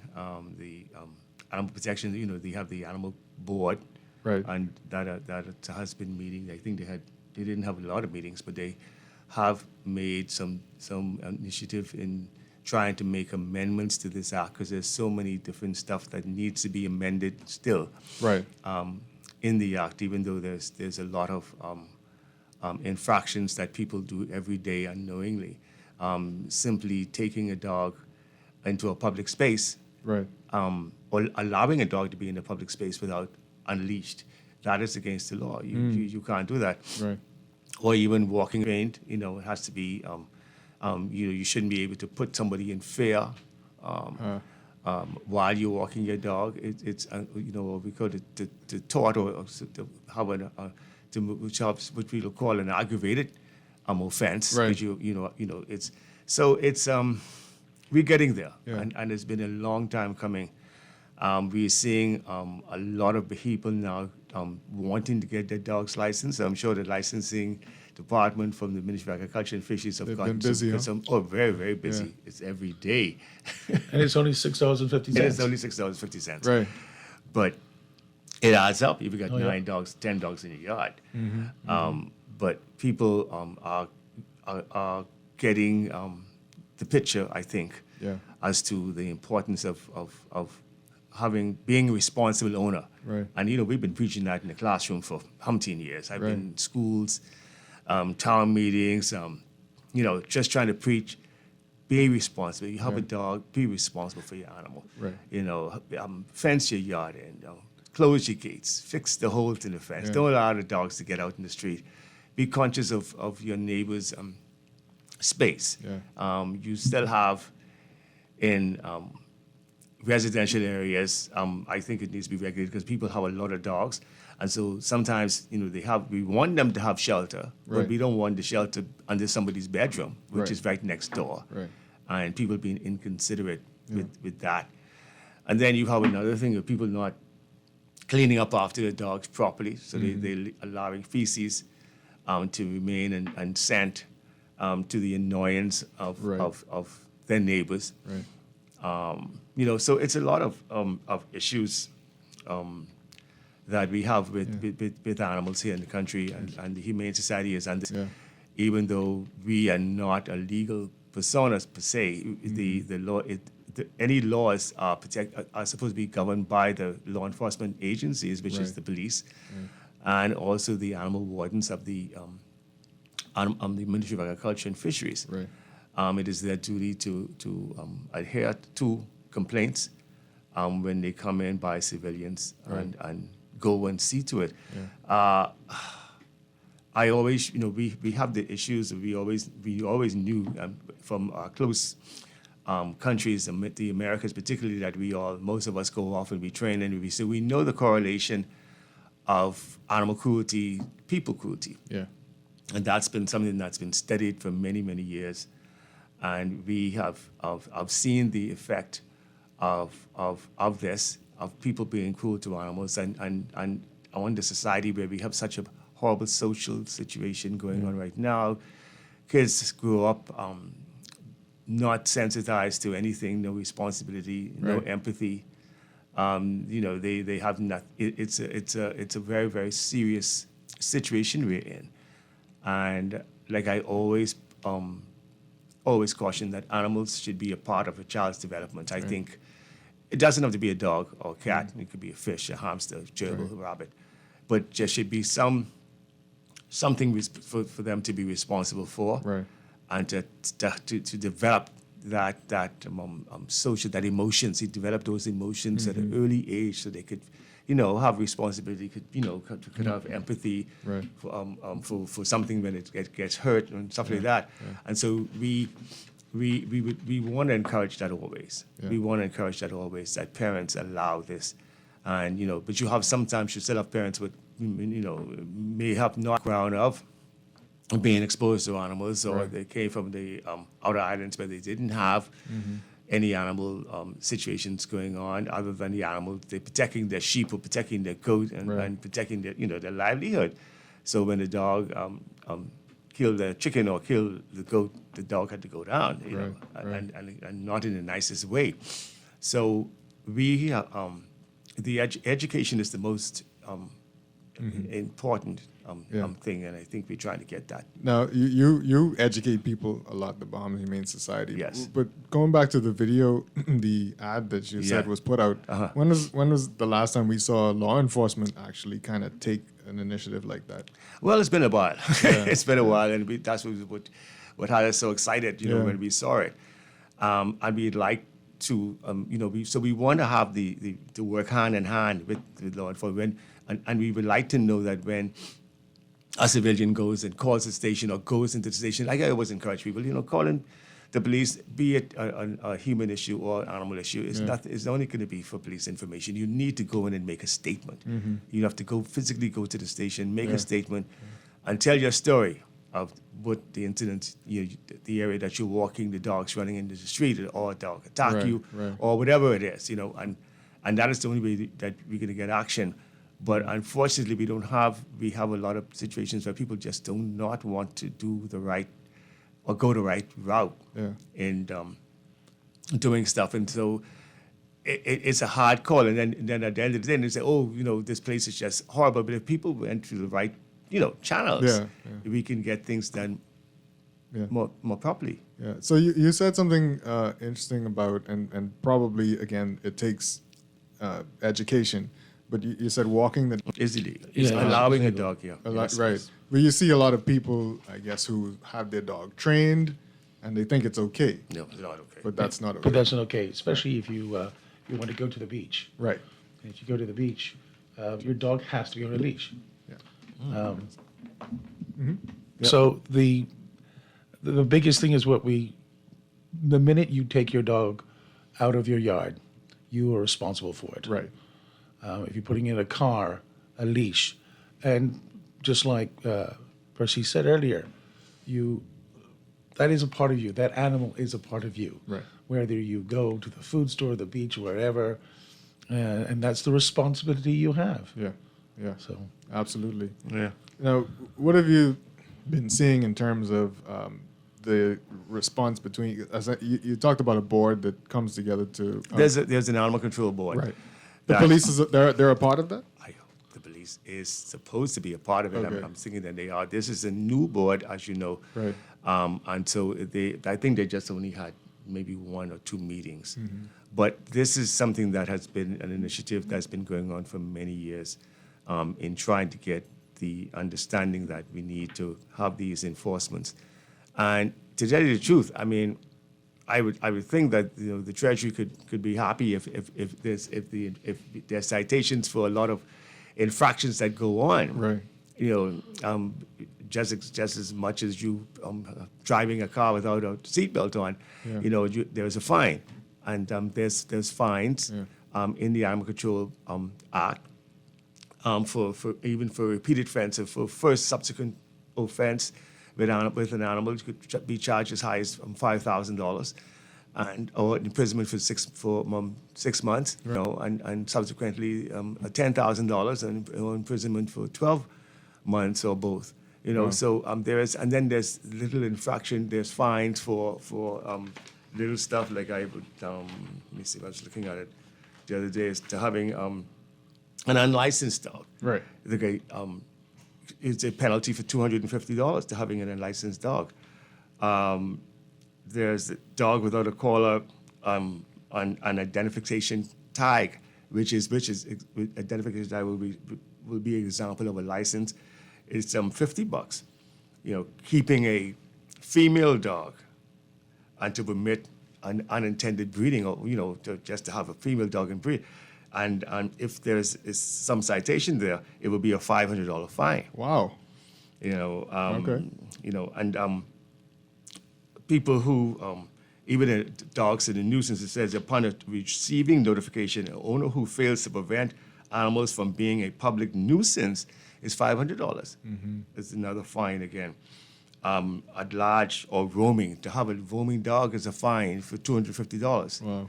And there's lots of fines. Failure to have certificate of inspection where required, and that's a guard dog. That's regarding a guard dog facility. Okay. That fine is $1,000. Right. And so there are fines, and I think once we have proper enforcement, Mm-hmm. there could be lots of funds in the treasury. So I'm hoping that the laws and the legal people are really realizing this, and the police realizing that, hey, we could do well, but they have to enforce the laws. Right. Yeah. You suggested though that you have to go. You have to go. It doesn't make sense to It's go. not a call. No. This is not one of those Crime Stopper calls you could make. No. Yeah. No, you got to go in and physically make that complaint. Yeah. Against that person, or somebody has to physically go. If there's a crime watch scene, then whoever is in charge of the crime watch, I'm assuming that they would be the pinpoint person to go and make the complaint for the community. Right. But somebody has to physically go and sit down and write a statement. Right. One of the things on the books is on this new law is barking. Yeah. If a dog continuously barking at night, let's say, for hours and hours on end, and you can't sleep, so if you want to make a complaint, right, you can't just call the police and go, there's a dog barking. Right. You have to actually the next morning physically get up and go to the police station, right, and make a complaint, right, for them to investigate it. Yeah. The statements of the peace. Yeah. Yeah. But why is that the case that you have to? Why can't you just make a complaint over the phone? Well, because it doesn't hold up in court. Okay. It doesn't hold up. It's only a complaint. Right. And Because the he officer said, could she said. Yeah, Right. the officer could just say, "Oh, okay, thanks," and hang up the phone. Right. But if you go in and make a statement, there is a physical document. Right. There that Paper trail. Yeah, a paper trail. Got you. Okay. That's interesting. We got a call coming in about this. Let's see if we can take this call. Yeah. So good morning, caller. Welcome to Morning Blend. Yes, a godly day again to you, and of course your guest, Chester. Yes. Good morning. Good morning. What I want to say, right? You had everything the gentleman has said. The thing is, I can start with okay, I'm physically blind. I had a CNI dog, right? It told me 80% of my life depend on it, right? Mm-hmm. Now, when I first came from Rochester, Michigan with it, I was walking around with it. He didn't want people to get, what's a German Shepherd, 75-pound German Shepherd. He wouldn't allow people get too close to me, okay? Now, he would bark, right? If he bark a certain amount of time, I know what's happening and I know what to do, right? Mm-hmm. But anyhow, the police took me to court, and the magistrate asked me if it's a dog like the police dog, right? I tell him I don't know anything about the police dog. He charged me $5, okay? I paid the $5. I continue walking my dog, with a leash, right? Mm-hmm. A harness also, with a harness, Mm-hmm. okay? Now, because they didn't know what the dog was all about, they had took the dog from me. and give me nothing in return. Okay, the other thing is, right? Right here in Spence Street, Masons, off Masons Station where I live, right? The neighbors' dog always on my porch, and their dogs always in front of my place, right? Right in front of my gate, right to my walkway. If people want to come to me, they can't come because of those dogs, right? I call animal control, right? Of course, I called the police. The police told me that they don't, it's nothing to do with them. In other words, they don't deal with dogs. Okay, Central Police Station told me that. Society told me to call animal control. I call animal control, right? For years, I've been calling animal control, right? And they haven't dealt with it yet. And the thing is, the dog will hang out on my porch. It's so sting, the scent is coming into my place. The people had broken down my fence, stole my gate, and still won't keep the dogs behind the gate. You see what I'm saying? Yeah. And animal control, they doesn't deal with it. Sometimes the woman want to give me lips, and sometimes the fella want to give me lips. And that ain't right. Okay, but you making all those good, what you would call monologue pertaining to what people should do from what they shouldn't do, what the police should do and stuff like that. But it's not happening. Yeah, I agree. Okay? Yeah. It's nastiness. You got to get together with them and make sure it happens. Yes. Because it's not happening. Yes. Thank you. Thank you. Appreciate it. Appreciate it. Is it a case, and a lot of questions are coming in asking about what to do, what's happening with some of these things. The problem with animals in the country, has the enforcement agency not grown with the problem? Is that the problem that we have? That's bigger. That's really the problem as well. They have not, grown with the problem and understanding the issue. Yeah. People sometimes, I guess, it becomes like wallpaper. You just don't realize what's going on around you. We're hoping that, in time, that with us and continued barge control board, as they have more sessions and we have more regulations put in place.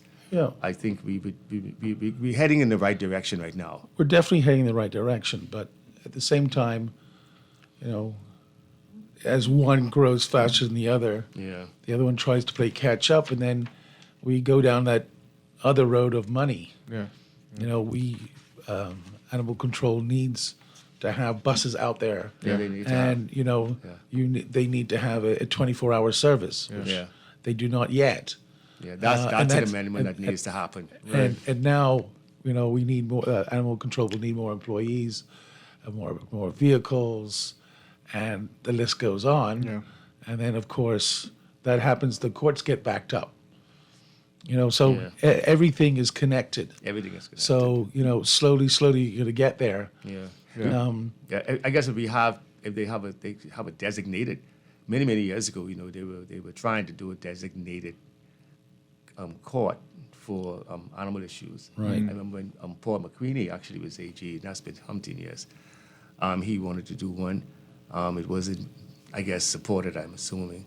But it is a good thing. Just got to have traffic. I think they have a traffic court. Right. I think they could have a court. Well, I mean, traffic as well as all of the little infractions of animals, traffic. Yeah. All that should be in that one court. The fast tracking, and get it in and out. I want to read some of these concerns that are coming in on the text. So this person asks, how do they deal with a neighbor consistently not picking up after their dog? Yeah. And again, if that's the case, you have to go to your local police station. Yeah. Right. And say, right, my neighbor so-and-so, they have 2 dogs out, and they come over to, to my side or into my garden. Yeah. And they defecate over here, and sometimes cameras help. Yeah. I can show you camera footage of them doing this. Yeah. And then once it's on paper, the police have two options. They either call animal control or they Okay. go down there Yeah. themselves. And now there's a paper trail. Right. Instead of having neighbors fighting neighbors, and I mean, we have enough violence and anger in this country. There's so much, and there's a lot of civil issues, like that, defacing of one's property. That's a civil issue, and they can actually go to court and sue for defacing of properties. Yeah. This person says, "You mean I can report my neighbors for their dogs who run after cars, pedestrians, pull down trash cans, etc.? Yeah. They are a nuisance. The yard is not enclosed. Thanks Yeah. to the Humane Society for their education campaign. We need it." Yes. That is against the law. That is against the law. This person says, "Good morning. Ask your guest why animal cruelty laws are not enforced in the Bahamas. Why are there so many stray dogs suffering?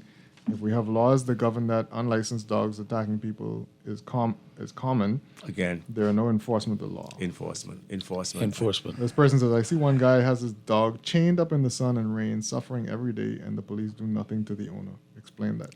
Yeah. That should be reported to us, and we need to go and investigate that. That could be reported to the Bahamas Humane Society? So the Bahamas Humane do that, Society and will look we into can it. assist in getting that corrected. Right. This person says, "Good morning. A big nuisance is the use of the track and field stadium parking lot as a shortcut." Okay, I don't know. Okay. That's not about this. All right. What do you do about a neighbor's dog pooping in your yard?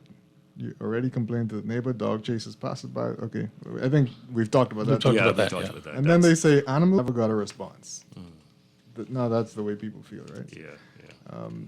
What can be done about dog owners who, while walking their dogs, allow their dogs to defecate on other people's lawn? Again, you have to go. Again, it's simple. It's simple to out there for dog walkers.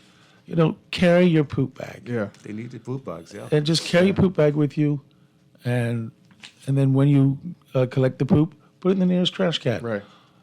It's that easy. Yeah. I mean, so, and have respect for your neighbors. Yeah. You're walking your dog in your neighborhood. It's your neighbors too. Yeah. Yeah. Have respect for them. Yeah. And then hopefully they'll have respect for you, and we get along. And that's something that we've lost in this country is respect for each other. Yeah. And again, we have so many social issues, to deal with. But I guess one thing at a time, our agency deals with animals, and so we're not going to get, even though we see the whole gamut, because we see society from a different angle, whereas we see the person who is not the most mentally sane for the things that they do, because we have to wonder of the sanity of somebody who could tie a dog without shade and with no water and go inside and watch TV. So that something is missing there. Or even a person who locks a dog up with a big in a chicken coop and with a big lock and go out and go to work. I mean, it's something's so there's a lot of things that are going on there. I think we need a lot, like psychologists doing a lot of analytical inspections on people, and looking at and Again, we're getting studies. Because we see so much, especially after the hurricanes. Particularly after the hurricanes. Particularly after the hurricanes. Yeah, after hurricanes, we see a different, it's sad, people turn their frustration on animals. They turn their frustrations against animals. And some people, cleave to animals and for solace and for help. And then the others just do the opposite. Yeah. I have somebody here asking about cats. If it's the same thing for cats, you call animal control for nuisance cats as well?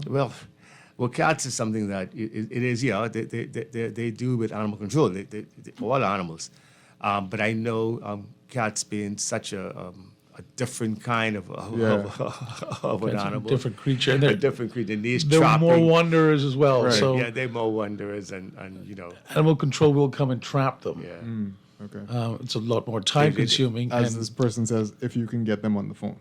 If you could get them on the phone. And again, everything is a learning curve. Yeah. We at the Humane Society, we lost one of our phone lines recently. Yeah. And two of our phone lines. Yeah. So we know about pain. If your phone line goes down, it's no fault to you. And so, the people say, "Oh, we can't get hold of you." Yeah. Okay, so we try. Right. And again, being animal control, being a government entity, only so much is put into it. So, and again, there is so much room for growth, but the more and more complaints we get, the more and more people out there go and complain the right way. Yeah, go talk to then you. that will start the growth, Right. and the government going, listen, animal control needs more help. Yeah, talk to your MPs. Talk to your MPs is another one. MPs when they come around, make that a part of what you want done when you're voting or when they come into power. These are the issues that you need to be fixed. And you need to add that to the list. But a lot of people think that animals the laws belong to the Humane Society for some reason. Yeah. And they don't understand that this is something that has to be governed by everybody. And your MP is a good place to start. Starting point, yeah. Yeah, we're not a legal entity. We're not a legal entity. Right. So, they need to know, and they need to know that their constituents are concerned about a particular matter. We used to have town meetings. I've spoken to a few town meetings over the years, but you don't even have town meetings much now. I mean, I know COVID and the pandemic was a big issue, and I'm hoping that it gets again. In fact, just recently I had a call from somewhere in the western area that I think they're planning a town meeting soon that I have to go to and attend, and to talk about neighborhood issues that they're concerned about. And so the crime watch people are concerned, and they've been walking around, they're seeing these things happen. So that's a start. I think that's one I'm sure of. It's going to be happening very, very soon. Right. But I want to take this call that's coming in quickly. Good morning, caller. Welcome to Morning Blend. Good morning. How you doing? Good morning. Morning. Yeah, I was calling. You were saying that the dog, my dog barked in my yard in the night. When you approach my gate, is they not a fine? Say it again. You have a dog bark in my yard, and my dog bark in my yard at night. A person approach my gate. Well, it's a continuous. We're talking about continuous. If it's a continuous annoying bark, to the so annoyance of if your your neighbor. dog barks from, let's say, 8 o'clock at night till 4 o'clock in the morning, and it's really disturbing a lot of people around you or in the neighborhood, then that can be considered and is considered a nuisance. So I can stop my dog from barking. 1 o'clock I might come outside and put mute on him. Well, there's a couple. Why is your dog barking? Yeah. Is he unhappy? Is he unhappy about something? Some dogs bark if you approach the gate. And you Yeah, if somebody coming across the gate, yes, you will have that, the barking, and I think to the next door neighbor would understand that they're barking at something, but for a dog to continuously bark can be a nuisance. Then you stop a dog for continuously bark. So that's an issue. So we should be talking about All right, thank you. annoyances. Yeah, got a little feedback there. Yeah. So tell us, we're talking. You have a raffle coming up. Yeah. Tell us more about that and how that's going so far. Well, it's so and how far people so can- good. The raffle, we have some fantastic prizes, as everybody knows that we have a $10,000 gift certificate from Super Value. We have a $500 $600 gift certificate from BPL. We have one from BTC. We have Jeffrey Jones. We have Keyshawn Fashions. We have we also have the Kelly's Home Center that's giving us gift certificates. So we have a lot of prizes, and we're really hoping that we sell out of tickets this time. Tickets are $5 each, and we are drawing on the 29th of December. Okay. All right. We're going to take a quick commercial break, and we come back to wrap up the show. Yeah.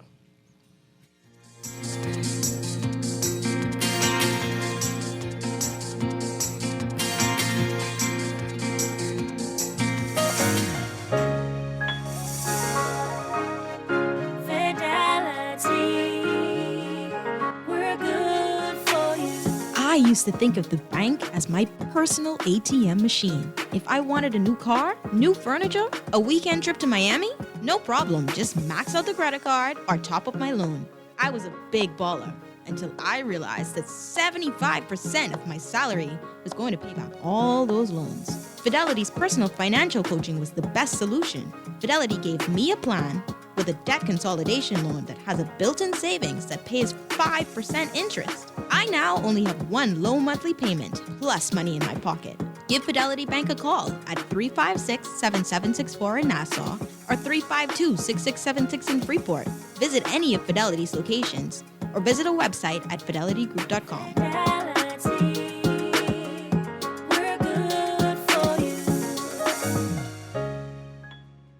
I just link up with this beautiful young lady, and she say she in love with me. She say even my internet making sense. When she come over, she say my signal strong, my movies ain't glitching, and when she use her computer, everything was smooth. The only problem is, I let her meet me at BTC Fiber Internet speed bump. Current fiber internet bundle customers now have as much as 3 times the speed. Totally free. Link up with BTC. Link up. If you were exposed to COVID-19, have symptoms, or traveled recently, get tested so that you can have peace of mind about your status. Just visit one of our convenient locations on New Providence at the University of the Bahamas or Golden Gates Plaza, weekdays 9 a.m. to 5 p.m. and Saturdays 10 a.m. to 6 p.m. On Eleuthera at the 3 Island Dock, Mondays through Thursdays 8 a.m. to 6 p.m., Fridays and Saturdays 8 a.m. to 7 p.m., and Sundays 8 a.m. to 3 p.m. On Exuma at the Regatta Park, weekdays 9 a.m. to 3 p.m., Saturdays 9 a.m. to 5 p.m., and Sundays 1 p.m. to 6 p.m. On Abaco at Maxwell Food Store, Mondays through Saturdays 8 a.m. to 5 p.m. The COVID-19 test results will be ready in 15 minutes, and the tests are free. This message is brought to you by PAHO WHO and the Ministry of Health and Wellness. Happy holidays! Nassau Tile is having its Christmas sale. That's right, from November 21st to November 26th, you can save up to 25% off selected ceramic tiles or up to 60% off selected items. And take 20% off store-wide on all tiles, thin-set, grout, and mosaics. Our tile experts are ready to guide you in selecting the right tiles for your kitchen backsplash, living room, bathroom, walkway, and patio. So don't miss your chance to spruce up this holiday season. Call 322-2100 or visit our showroom at 43 Daswell Street and save big with Nassau Tile, where the world is at your feet. Get a merry makeover this Christmas from Scotiabank. Apply for a Scotia Plan loan to win a home renovation. This Christmas, unwrap the celebration. $3,000 for your home, new lamp, new decor, new couch that you Win own. a $3,000 home goods gift card when you apply for a Scotia Plan loan this Christmas. We're giving you the gift of a low interest rate and up to 2 months with no payments. Plan the perfect Christmas with your Scotia Plan loan. Use it for any purpose, plus benefit from flexible payment terms. Apply for a Scotia Plan loan now to enter to win a merry home makeover. This is Guardian Radio 96.9 FM. Fresh news, smart talk, all day. Wake up, it's a new day. Wake up, it's a new day. Good morning and welcome back to Morning Blend. We are wrapping up the show, and of course, we're with the Bahamas Humane Society. We have Mr. Percy Grant and Peter Feldman. And just give some more details about your upcoming raffle, where people can buy tickets, that kind of thing. We have a stand. We have one stand actually at Cable Beach, Super Value. Since COVID and the pandemic, we haven't had a lot of people, willing to sit down and sell tickets to the public. So we are doing a lot of in-house selling. So people who may have tickets, and you could just buy from your friends. When they ask you. But we don't have a lot of people sitting down and selling, unfortunately. Hopefully by next year, now I think everything, when the dust is settled, then we'll probably be okay. Right. But you can always come down by the shelter. And the shelter, that's right. And buy, purchase your raffle tickets. Yeah, and do most things. Yeah, and do most things there. So and then we have microchipping. Microchipping, that's right. For the last 2 years, Right. we've really been pushing for it. Yeah. It is something that it safeguards your pets, especially in bad weather and hurricanes. Yeah. We've seen a lot in Dorian where it's helped. Or they're stolen. But if they're stolen or they get out and somebody takes them and they claim it as theirs, once that was they taken to the vet or whatever, the vet will scan them and go, wait a minute, this dog belongs to somebody else. Right. So come in for microchipping. And a lot of vets here do it as well. Yeah. Okay. It's not And expensive. Every dog that is adopted from the Humane Society is microchipped. Yeah. Right. So you're getting a big deal. Spay neuter plus microchip, you couldn't beat it. Absolutely. Yeah. Thank you so much, Gentlemen. Always a Thank you pleasure. very much. Thank you for doing what you do. Thanks a lot. That's our show for this morning. We're back with Morning Blend Business after the news. Thank you, Chaz.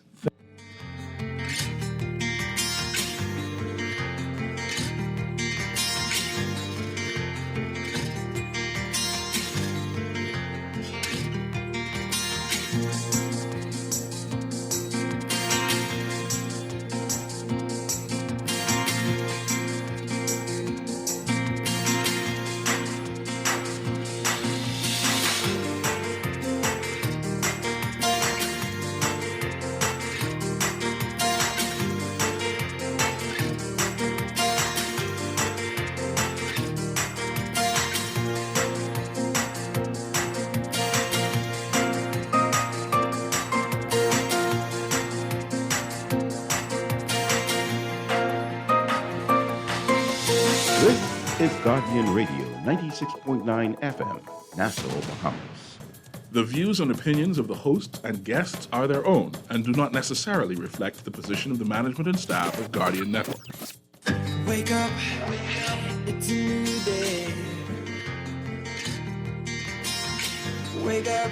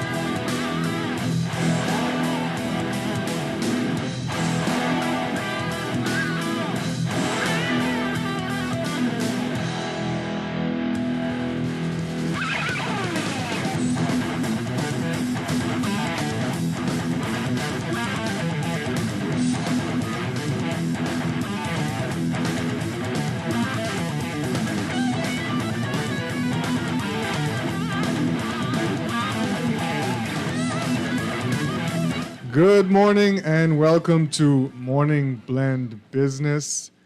I'm Chester Robards, sitting in for Dwight Strachan, our Morning Blend listeners who are back here with us. And of course, this is our monthly segment with Bristol Wines and Spirits, and we have special guests, always our special guest in studio, Kyle Stubbs.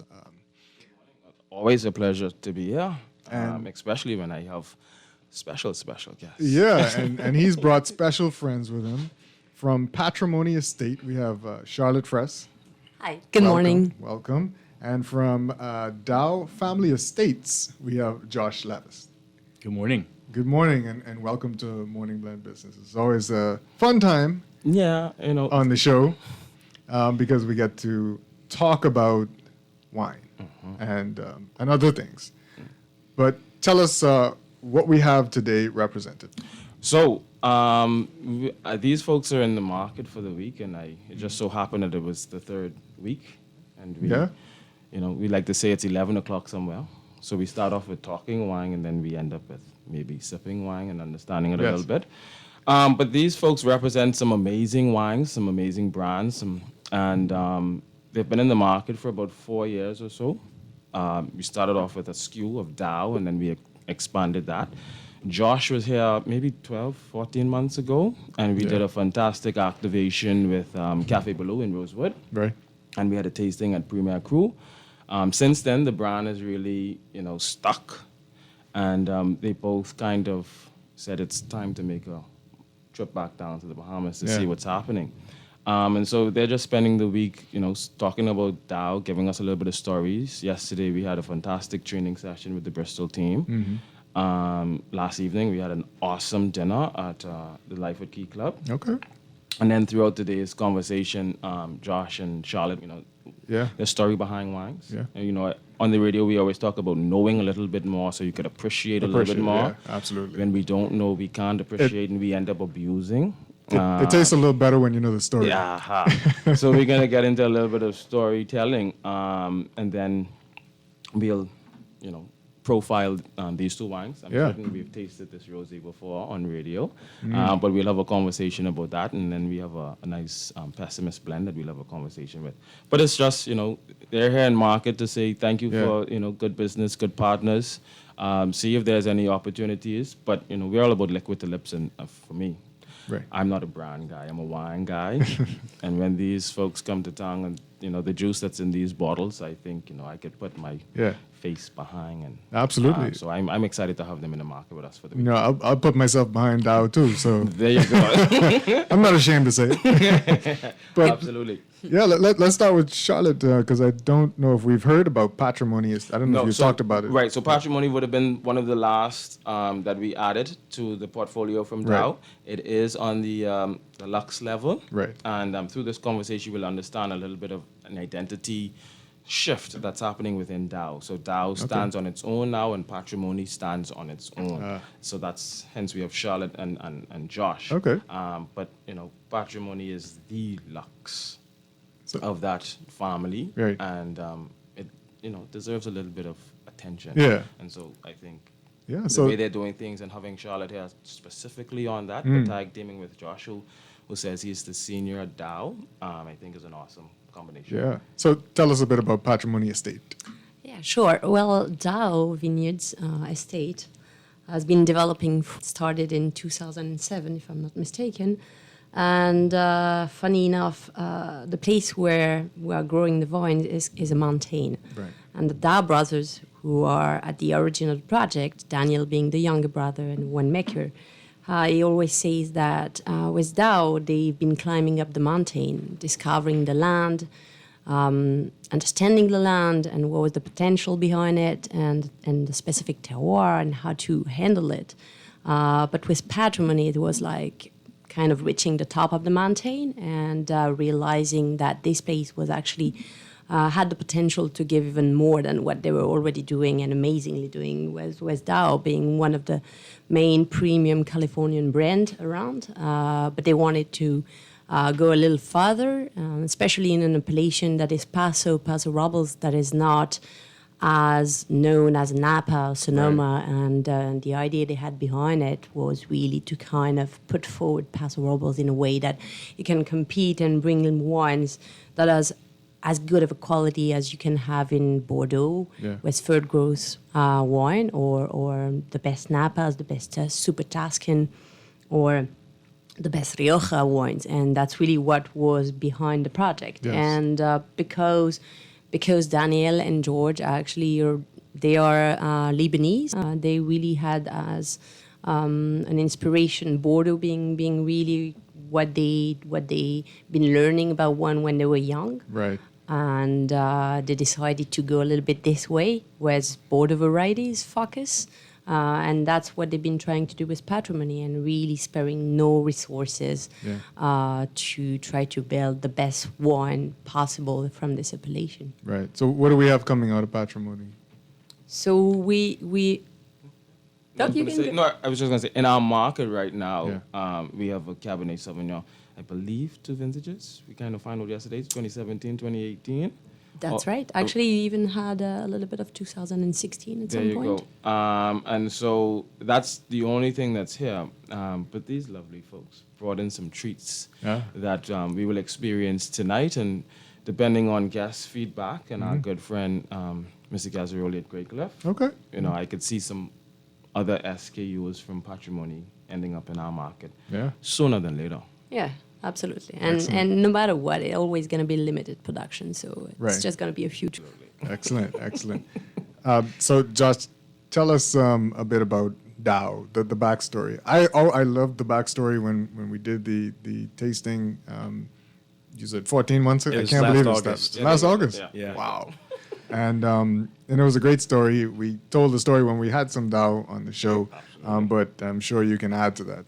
Yeah, sure. Yeah, just to kind of tag on to what Charlotte said, Patrimony, actually, believe it or not, started pretty much from the beginning as well. Okay. But the name Dow, just for the listeners out there, Dow is actually the family name, and in Lebanese it actually means light.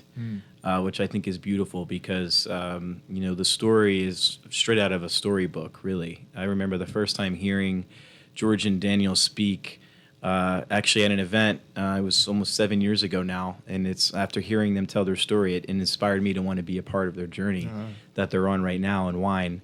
And I've been doing this for almost 17 years now, and I've never seen or been a part of. It's one of the things that actually George likes to say is that we're not a wine company, we're a people company in the wine business. Right. And people, I think, for one, it's about the consumer, the people that are buying our wine and drinking our wine. Everything that Daniel and George and all of us at Dow and Patrimony do is with the consumer in mind first. Right. And what does that mean to us? It means let's produce the best possible wine that we can. Let's make it sustainably, so it's good for the environment, for future generations. Yeah.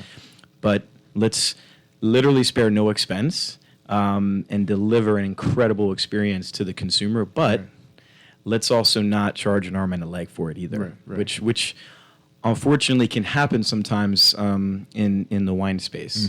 Mm-hmm. We like to say, we're these are the wines for the rest of us, right?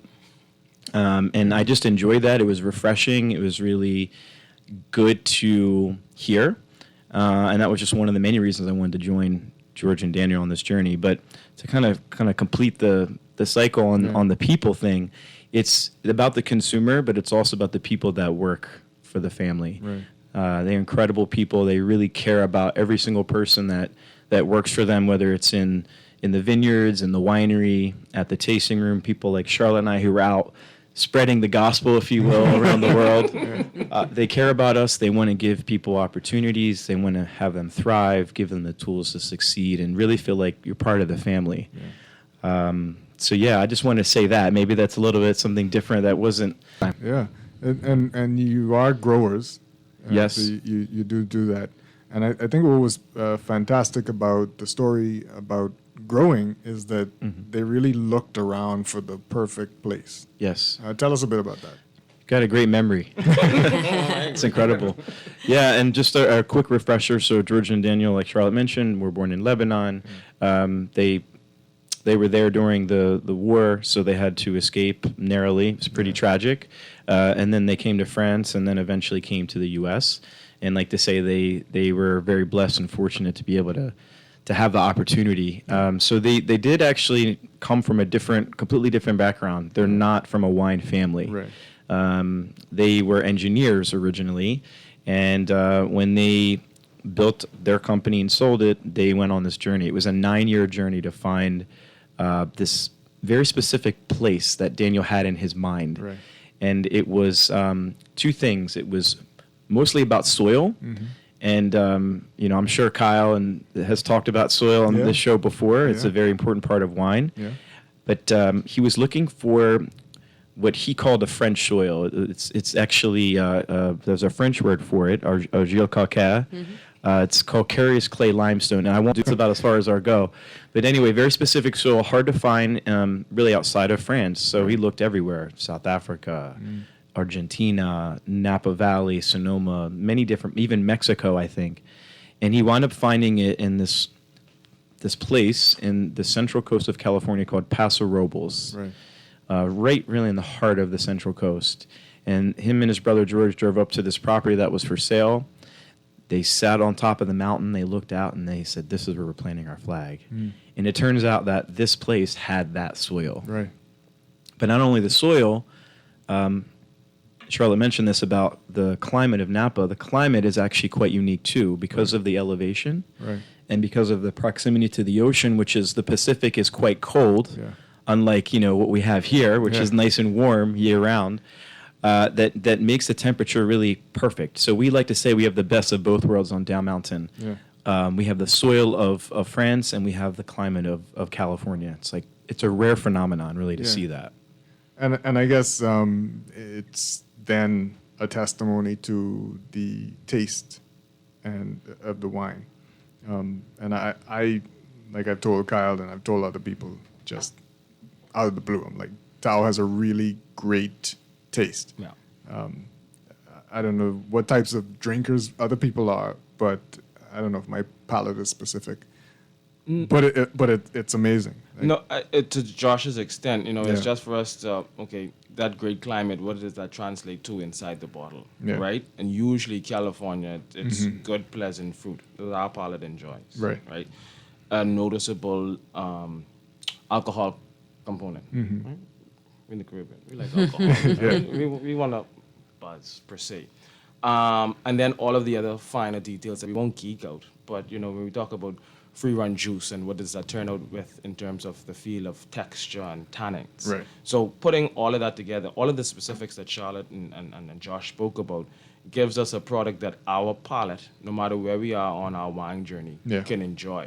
Now, when I make that comment, I'm speaking specifically on the Dow discovery, right? It's just made for all of us to enjoy and discover what's happening with Dow. Right. As we move on, right, as in the cycle of life, when our palate matures, we get a little bit more of an understanding and appreciation for a pessimist or a bodyguard or a soul of a lion or even a patrimony kind of thing. But I'm just impressed as to what, to hear the story and to see it translate into the bottle, and then from a business side of point, to see what we would have been able to do with Dow in less than 2 years. Moving from one SKU pessimist to, I think, 9, right? The Rosé, the Sauvignon Blanc, the Chardonnay, and the Cab on the discovery level. The reserve level, there's a Chardonnay and a Cab. On the journey level, there's the pessimist and there's the bodyguard. Right. And then we move into the iconic for Dow, which is Soul of a Lion, and patrimony is patrimony.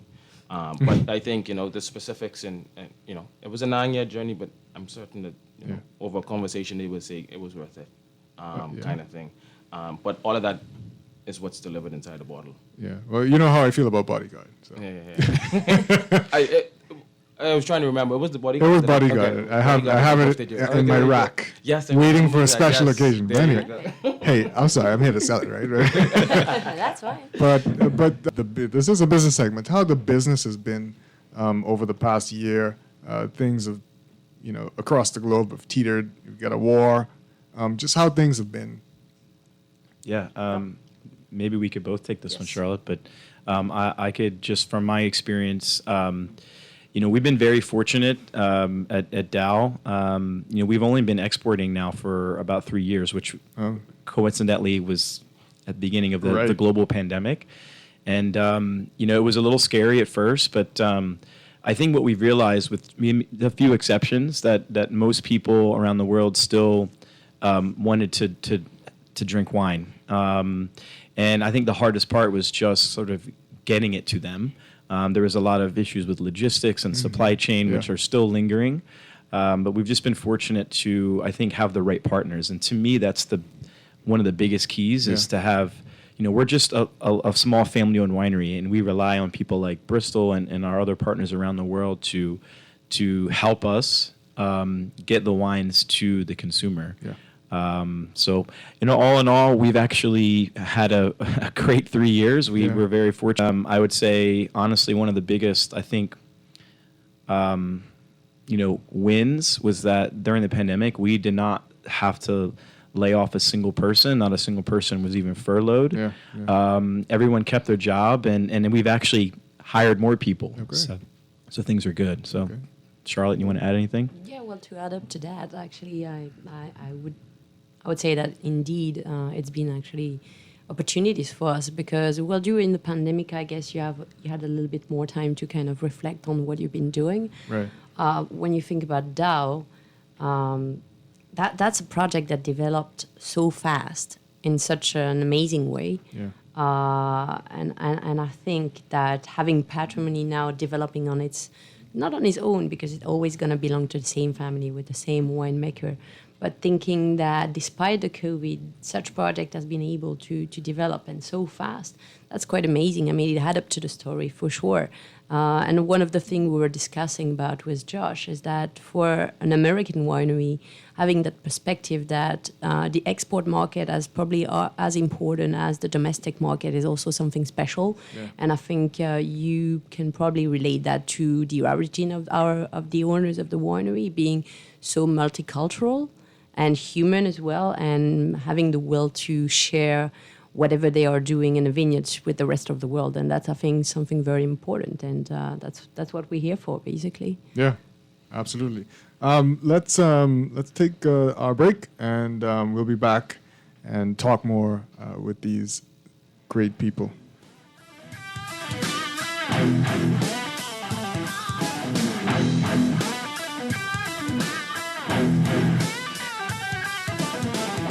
Ready to save?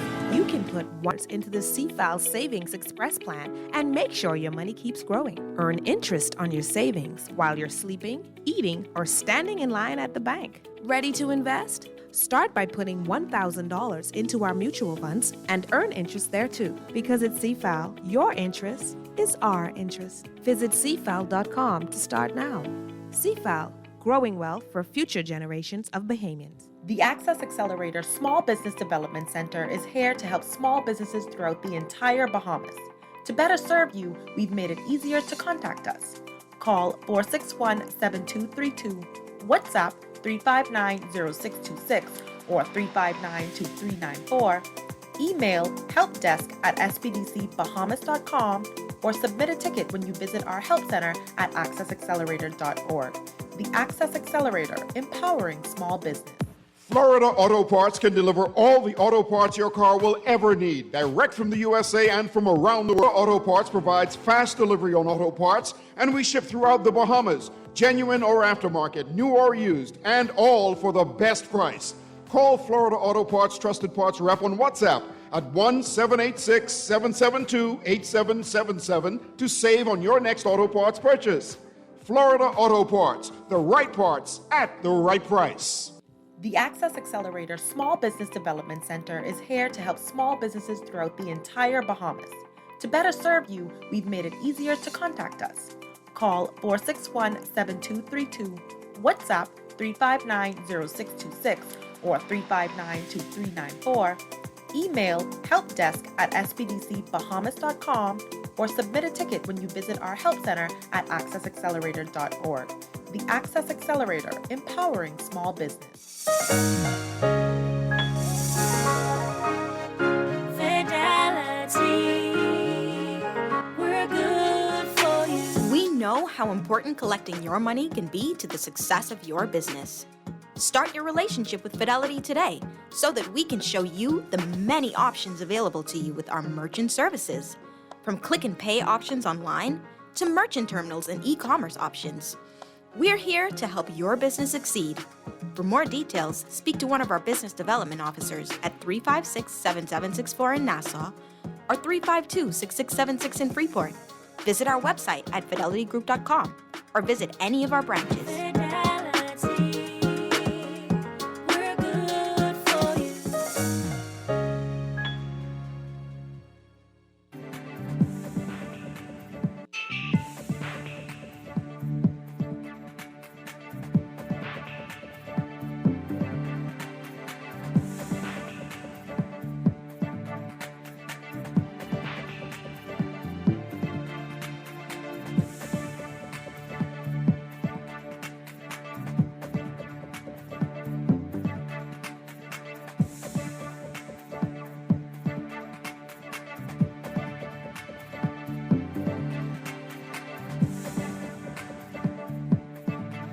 It's time for your morning business report brought to you by CFAL.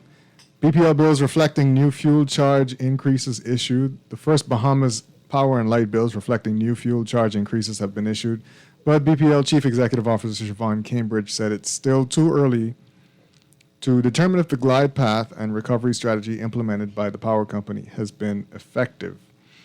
He said it went technically well. We haven't received any negative feedback, but to be honest, we also haven't received any positive feedback either. I gather most people have either accepted it or, as we indicated all along, it was going to be pretty much negligible for most people. The Arawak Port Development Company said it has gotten a strong indication from government that it is prepared to move forward on at least 2 major development projects while it has put in a bid for a third project. APD President and Chief Executive Officer Dion Bethel said the long talked about construction of a dedicated customs freight station was placed on the back burner of successive governments administrations with the bone of contention surrounding the repayment of APD. In its 2022 annual report, APD said it has reached a solution in the form of new fees, and the Davis administration appears to be in agreement. The Bahamas and Caribbean are sometimes seen as soft targets for bad actors, local certified cryptocurrency investigator Gamal Nuri explained in a statement to Guardian Business yesterday, adding that the jurisdiction has to remain sensitive to the changing dynamics of crime. Nuri said in the statement that only 4 days before the collapse of cryptocurrency exchange FTX, he officially launched tools and services that can be used to police cryptocurrency markets through his company called Preventative Measures. You can read more about those stories in Nassau Guardian Business. Overseas, Americans have stepped up their spending at retailers, restaurants, and auto dealers last month, a sign of consumer resilience as the holiday shopping season begins amid painfully high inflation and rising interest rates. The government said Wednesday that retail sales rose 1.3% in October from September, up from a flat reading in September from August. The increase was led by car sales and higher gas prices. Still, excluding autos and gas, retail spending rose 0.9% last month. Even adjusting for inflation, spending increased at a solid pace. Prices rose 0.4% in October from September. The government's solid report contrasted with gloomy figures Wednesday from retail chain Target, which announced unexpectedly weak profits as its increasingly price-sensitive customers pulled back on spending. And that's your morning business report brought to you by CFAL, growing wealth for future generations.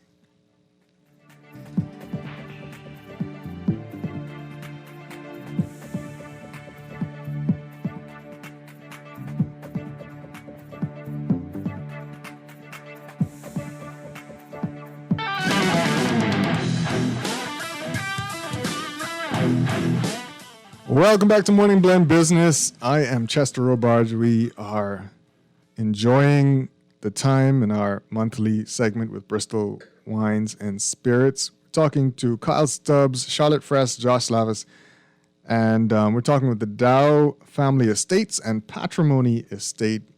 We've had a good conversation so far about the background of this wine, and now I see some stuff is going into glasses, and we're going to tell us what we're going to be sampling here. And I think this is the moment that some of our listeners get a little apprehensive. Or jealous. Which one? A little bit of both. Yeah. It's 10:43, and we're supposed to get into a glass of wine. So 2 things. I just personally believe that this rosé is rosé of rosés. Okay. So I just said, I figured I have Josh here. He can kind of give a little bit of the story that I've been preaching for the last 10, 12 months about this particular rosé. You know, that conversation have changed about us drinking rosé in March, April, May, June, July, and August. Right. We drink rosé year-round now. And when we get the quality and the stature of, you know, something like Dow and the presentation like that, you know, it makes sense that we drink rosé all day, every day kind of thing. Yeah. And then onto that, I brought something from the Journey line, Pessimist, just so we can get a little bit of, you know, an information about the wine, a little bit of story behind it, Right. a look at the label. Yeah. All of these things come together to make sense for us as the consumer, as well as on the back end as representatives of these wines. The rosé is being featured through all of the activations this week, but the Pessimist isn't. So, of course, I always like to get, you know, that on-air, live response to, you know, the wines. So I'm just going to step back and do what I do, which is make sure there's a little bit of wine in each glass, and I'll let Josh and Charlotte give us a rundown on both of these wines. Yeah, tell us a bit about what we have here. Sure. So the rosé is actually something that. So Daniel's made a rosé at the winery for a number of years. It's our reserve rosé, beautiful wine. And from us on the sales and marketing side, we're begging Daniel to make a rosé for us to be able to offer outside of the winery.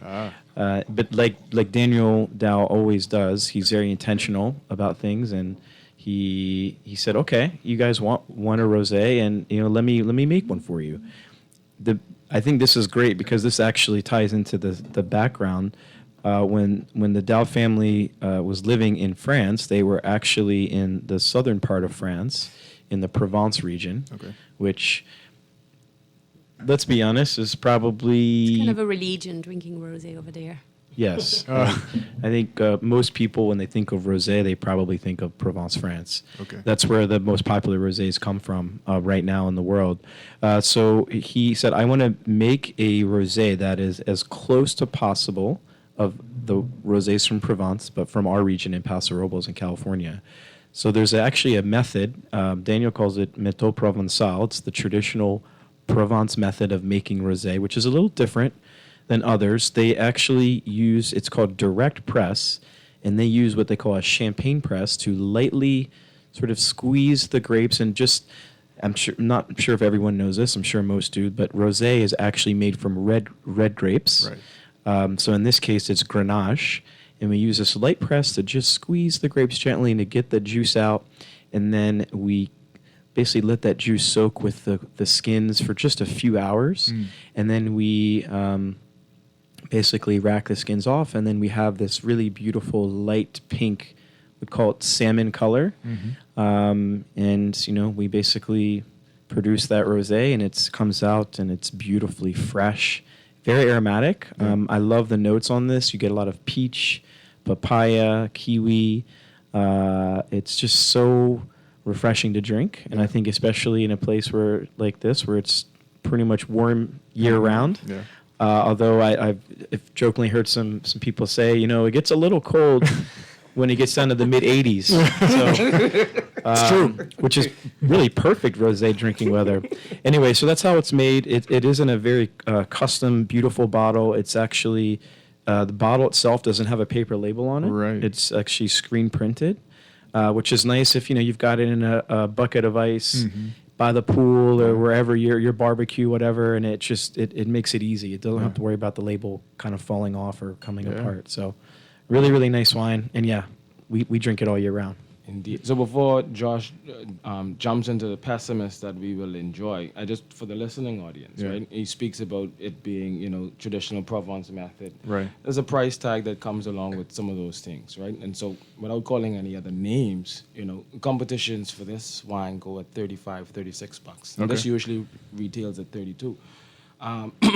But Josh is here to hold my hand and tell me he needs a new vintage of rosé in the market, and so this is available for our customers through the end of November for $22. Oh. And so it's one of those. You know what? Let me grab 6 bottles right now. Let me hold it through. You might have a rush down there. That's okay. And let me be prepared for when the new vintage arrives, kind of thing. So, it's a beautiful bottle. Yeah. I didn't mention it to Josh and Charlotte, but I've went to 1 or 2 bridal receptions. Yeah. And Dow rosé bottle is a centerpiece. It fits, doesn't it? Yeah. Whether it's scented sticks with flowers or whatever the case may be, and then we have people who just stop by Premier Crew on a Friday evening and ask, "Is anybody drinking Dow? Can I get a couple of bottles?" Okay. And just the empty bottle. So I prefer them to get it with the wine in it, but Is there an understanding in the industry about how people react to bottle labels? I think it's another segment. Of course. There's definitely a lot of data, but it's really more for the retail side, because when it's on the shelf that people sort of can visibly see a label. But there's a lot that goes into it. I do think that as the consumer has become more educated in technology, there's a lot of things like apps on your phone I think people care. They're a little bit more interested in what's in the bottle or what's on the back label, quote unquote, or what's the story. Yeah. But sure, it's still people still will pick up bottles off the shelf based on the label and the look. There's no doubt. Unmatched. Well, to some extent, I guess you kind of have to match the quality of the product with the packaging that goes with Eventually, it. right? Makes sense. All right. Well, tell us about Pessimist. So Pessimist is honestly, if you ask Daniel, he probably would have never made this wine. And I only say that because when he was getting started, and his passion, as Charlotte mentioned earlier on the segment, his passion is what we call Bordeaux varieties, which is primarily Cabernet Sauvignon, Merlot, and some other grapes. Right. But our biggest customer at the time was our distributor in California. And they basically came to Daniel and they said, we sell a wine that's very popular. It's from Napa Valley. It's called Prisoner. And we would love it if you could make us a wine very similar to that, but if you could make it half the price. And again, Daniel was, I'm going to throw it out there, was a little pessimistic about the whole idea. Right. Anyway, they were very persistent, and Daniel's just, honestly, I've known him for 7 years. Charlotte, you've known him for, maybe 5 months. 5 months, but it's enough to get the character. Yeah. He doesn't say, it's hard, he doesn't like to say no. So anyway, so he moves forward, and he realizes that our region in Paso Robles has such a diversity of grape varieties that we can grow really well there. So he starts searching, and he notices that Petite Syrah is a grape that's very interesting, and there's a couple of really beautiful vineyards. So he's like, okay, I'm gonna try my hand at Petite Syrah. Of course, Paso also has a long history of grapes like Syrah and Zinfandel. So he had his 3 grapes. And so then he's making wine, like he makes all of our wine. So he hand picks the grapes, he hand sorts them, he ages them in French oak barrels, and then he does what we call a barrel selection. Right. So he's picking through the barrels. I want, a little bit of this, I want some of this, some of that.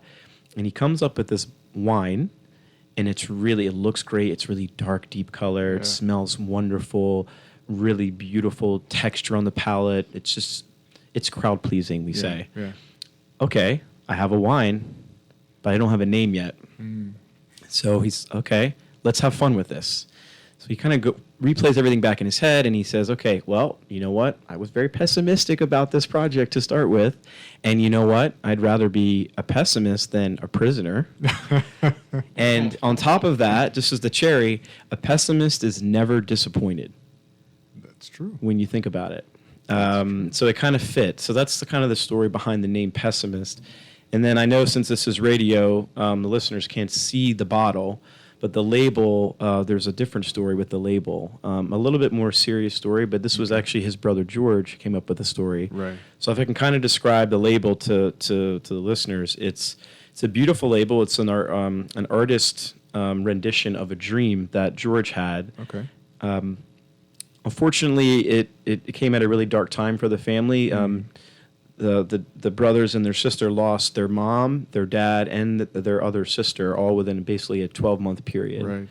And George has a dream one night, and these 2 owls come to him in this dream, and there's a girl in his dream as well. So to him, that was his mom and his dad were the owls, and the girl was obviously his sister. So he hired this artist, and he said, I want to interpret this dream onto, like, basically living memory. It's art, right? Right. So on the label, there's this tree, like a floating tree. Yeah. And the tree also has significance because of our region. Paso Robles actually is Spanish for the path of the oaks. Okay. There are these they call them scrub oak trees all throughout the region. Yeah. So this tree is floating in midair. There's a full moon in the background because it was a dream, is at night. Mm-hmm. And then on a tree branch are the 2 owls. Right. And then sort of hunched against the tree is a girl kind of hunched over, and that's their sister. Wow. So that's the story behind the label. It was a dark time for the family. It's a very dark wine as well. I mean, if you see it in the glass, it's really deep. It is. What would you call this?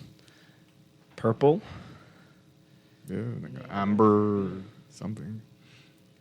But now that you're describing it, tell us that what we're gonna experience in this particular wine. I mean, this is the nose is 2019. great. Yeah, this is the 2019, which is actually one of my favorite vintages of Pessimist.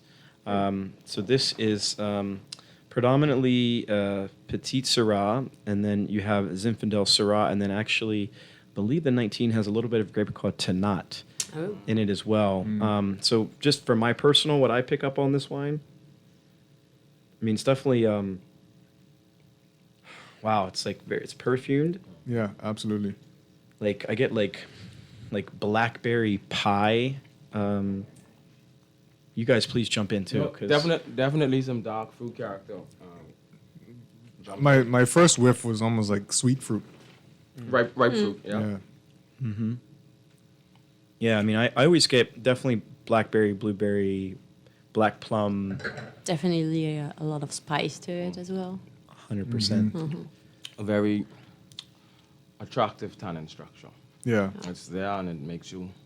It takes over the mouth. It's full. There's two things Yeah. that happens in that case. It's either a follow-up glass or a nice piece of meat on the side of it. Yeah. Kind of thing. I think too, like this wine is really food versatile too. I mean, you could have this with like fattier fishes, like a tuna or salmon. Yeah. But I mean, this is great with pork. This is great with chicken, duck. Lamb. Yes, that might be the Name best. it. Yeah, I could see that. I could see that.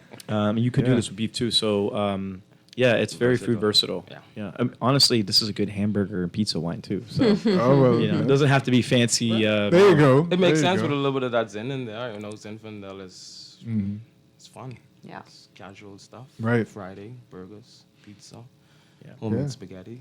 So, so tell us what you got going on while these guys are in town. All right, so we got to a very active start last night. I mean, they were impressed, but I was blown away by what occurred last night at Life with Key Club.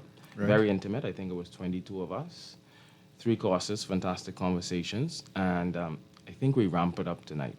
I think it looks like 23 or 24 of us at Grey Cliff. Right. Enrico Gazzaroli is an awesome host, so we'll spend some time with him. I remember when Josh was here last year, and he said when we did the dinner at Cafe Polo, there's no way you guys are pouring Soul of a Lion and Patrimony at the same dinner.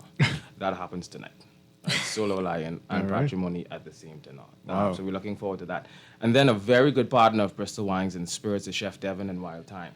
Right? Nice casual spot. He did some renovations during the slow season. Fantastic gardens. We'll have a little bit of live entertainment as well. Okay. So we casual it down a little bit on Thursday, but we're still drinking fantastic wines. Yeah. The one consistent theme to this whole week has been to make certain that both Dow and Patrimony feels and sees the love and appreciation. Right. So Patrimony kinds of, it's the feature wine of all of the activations. Right. But Dow kind of sets the table for that. So we do some market visits today. We visit some of the folks at Bahama. And tomorrow we do some thanks to some of our independent liquor stores. Yeah. And then in the evenings, tonight is Grey Cliff. Tomorrow it's Thursday is tomorrow is Wild Time, and then we bid these folks farewell. Hopefully, just for another 8 to 12 months, and Yeah. they're back. Do you know what the menu is at Wild Time?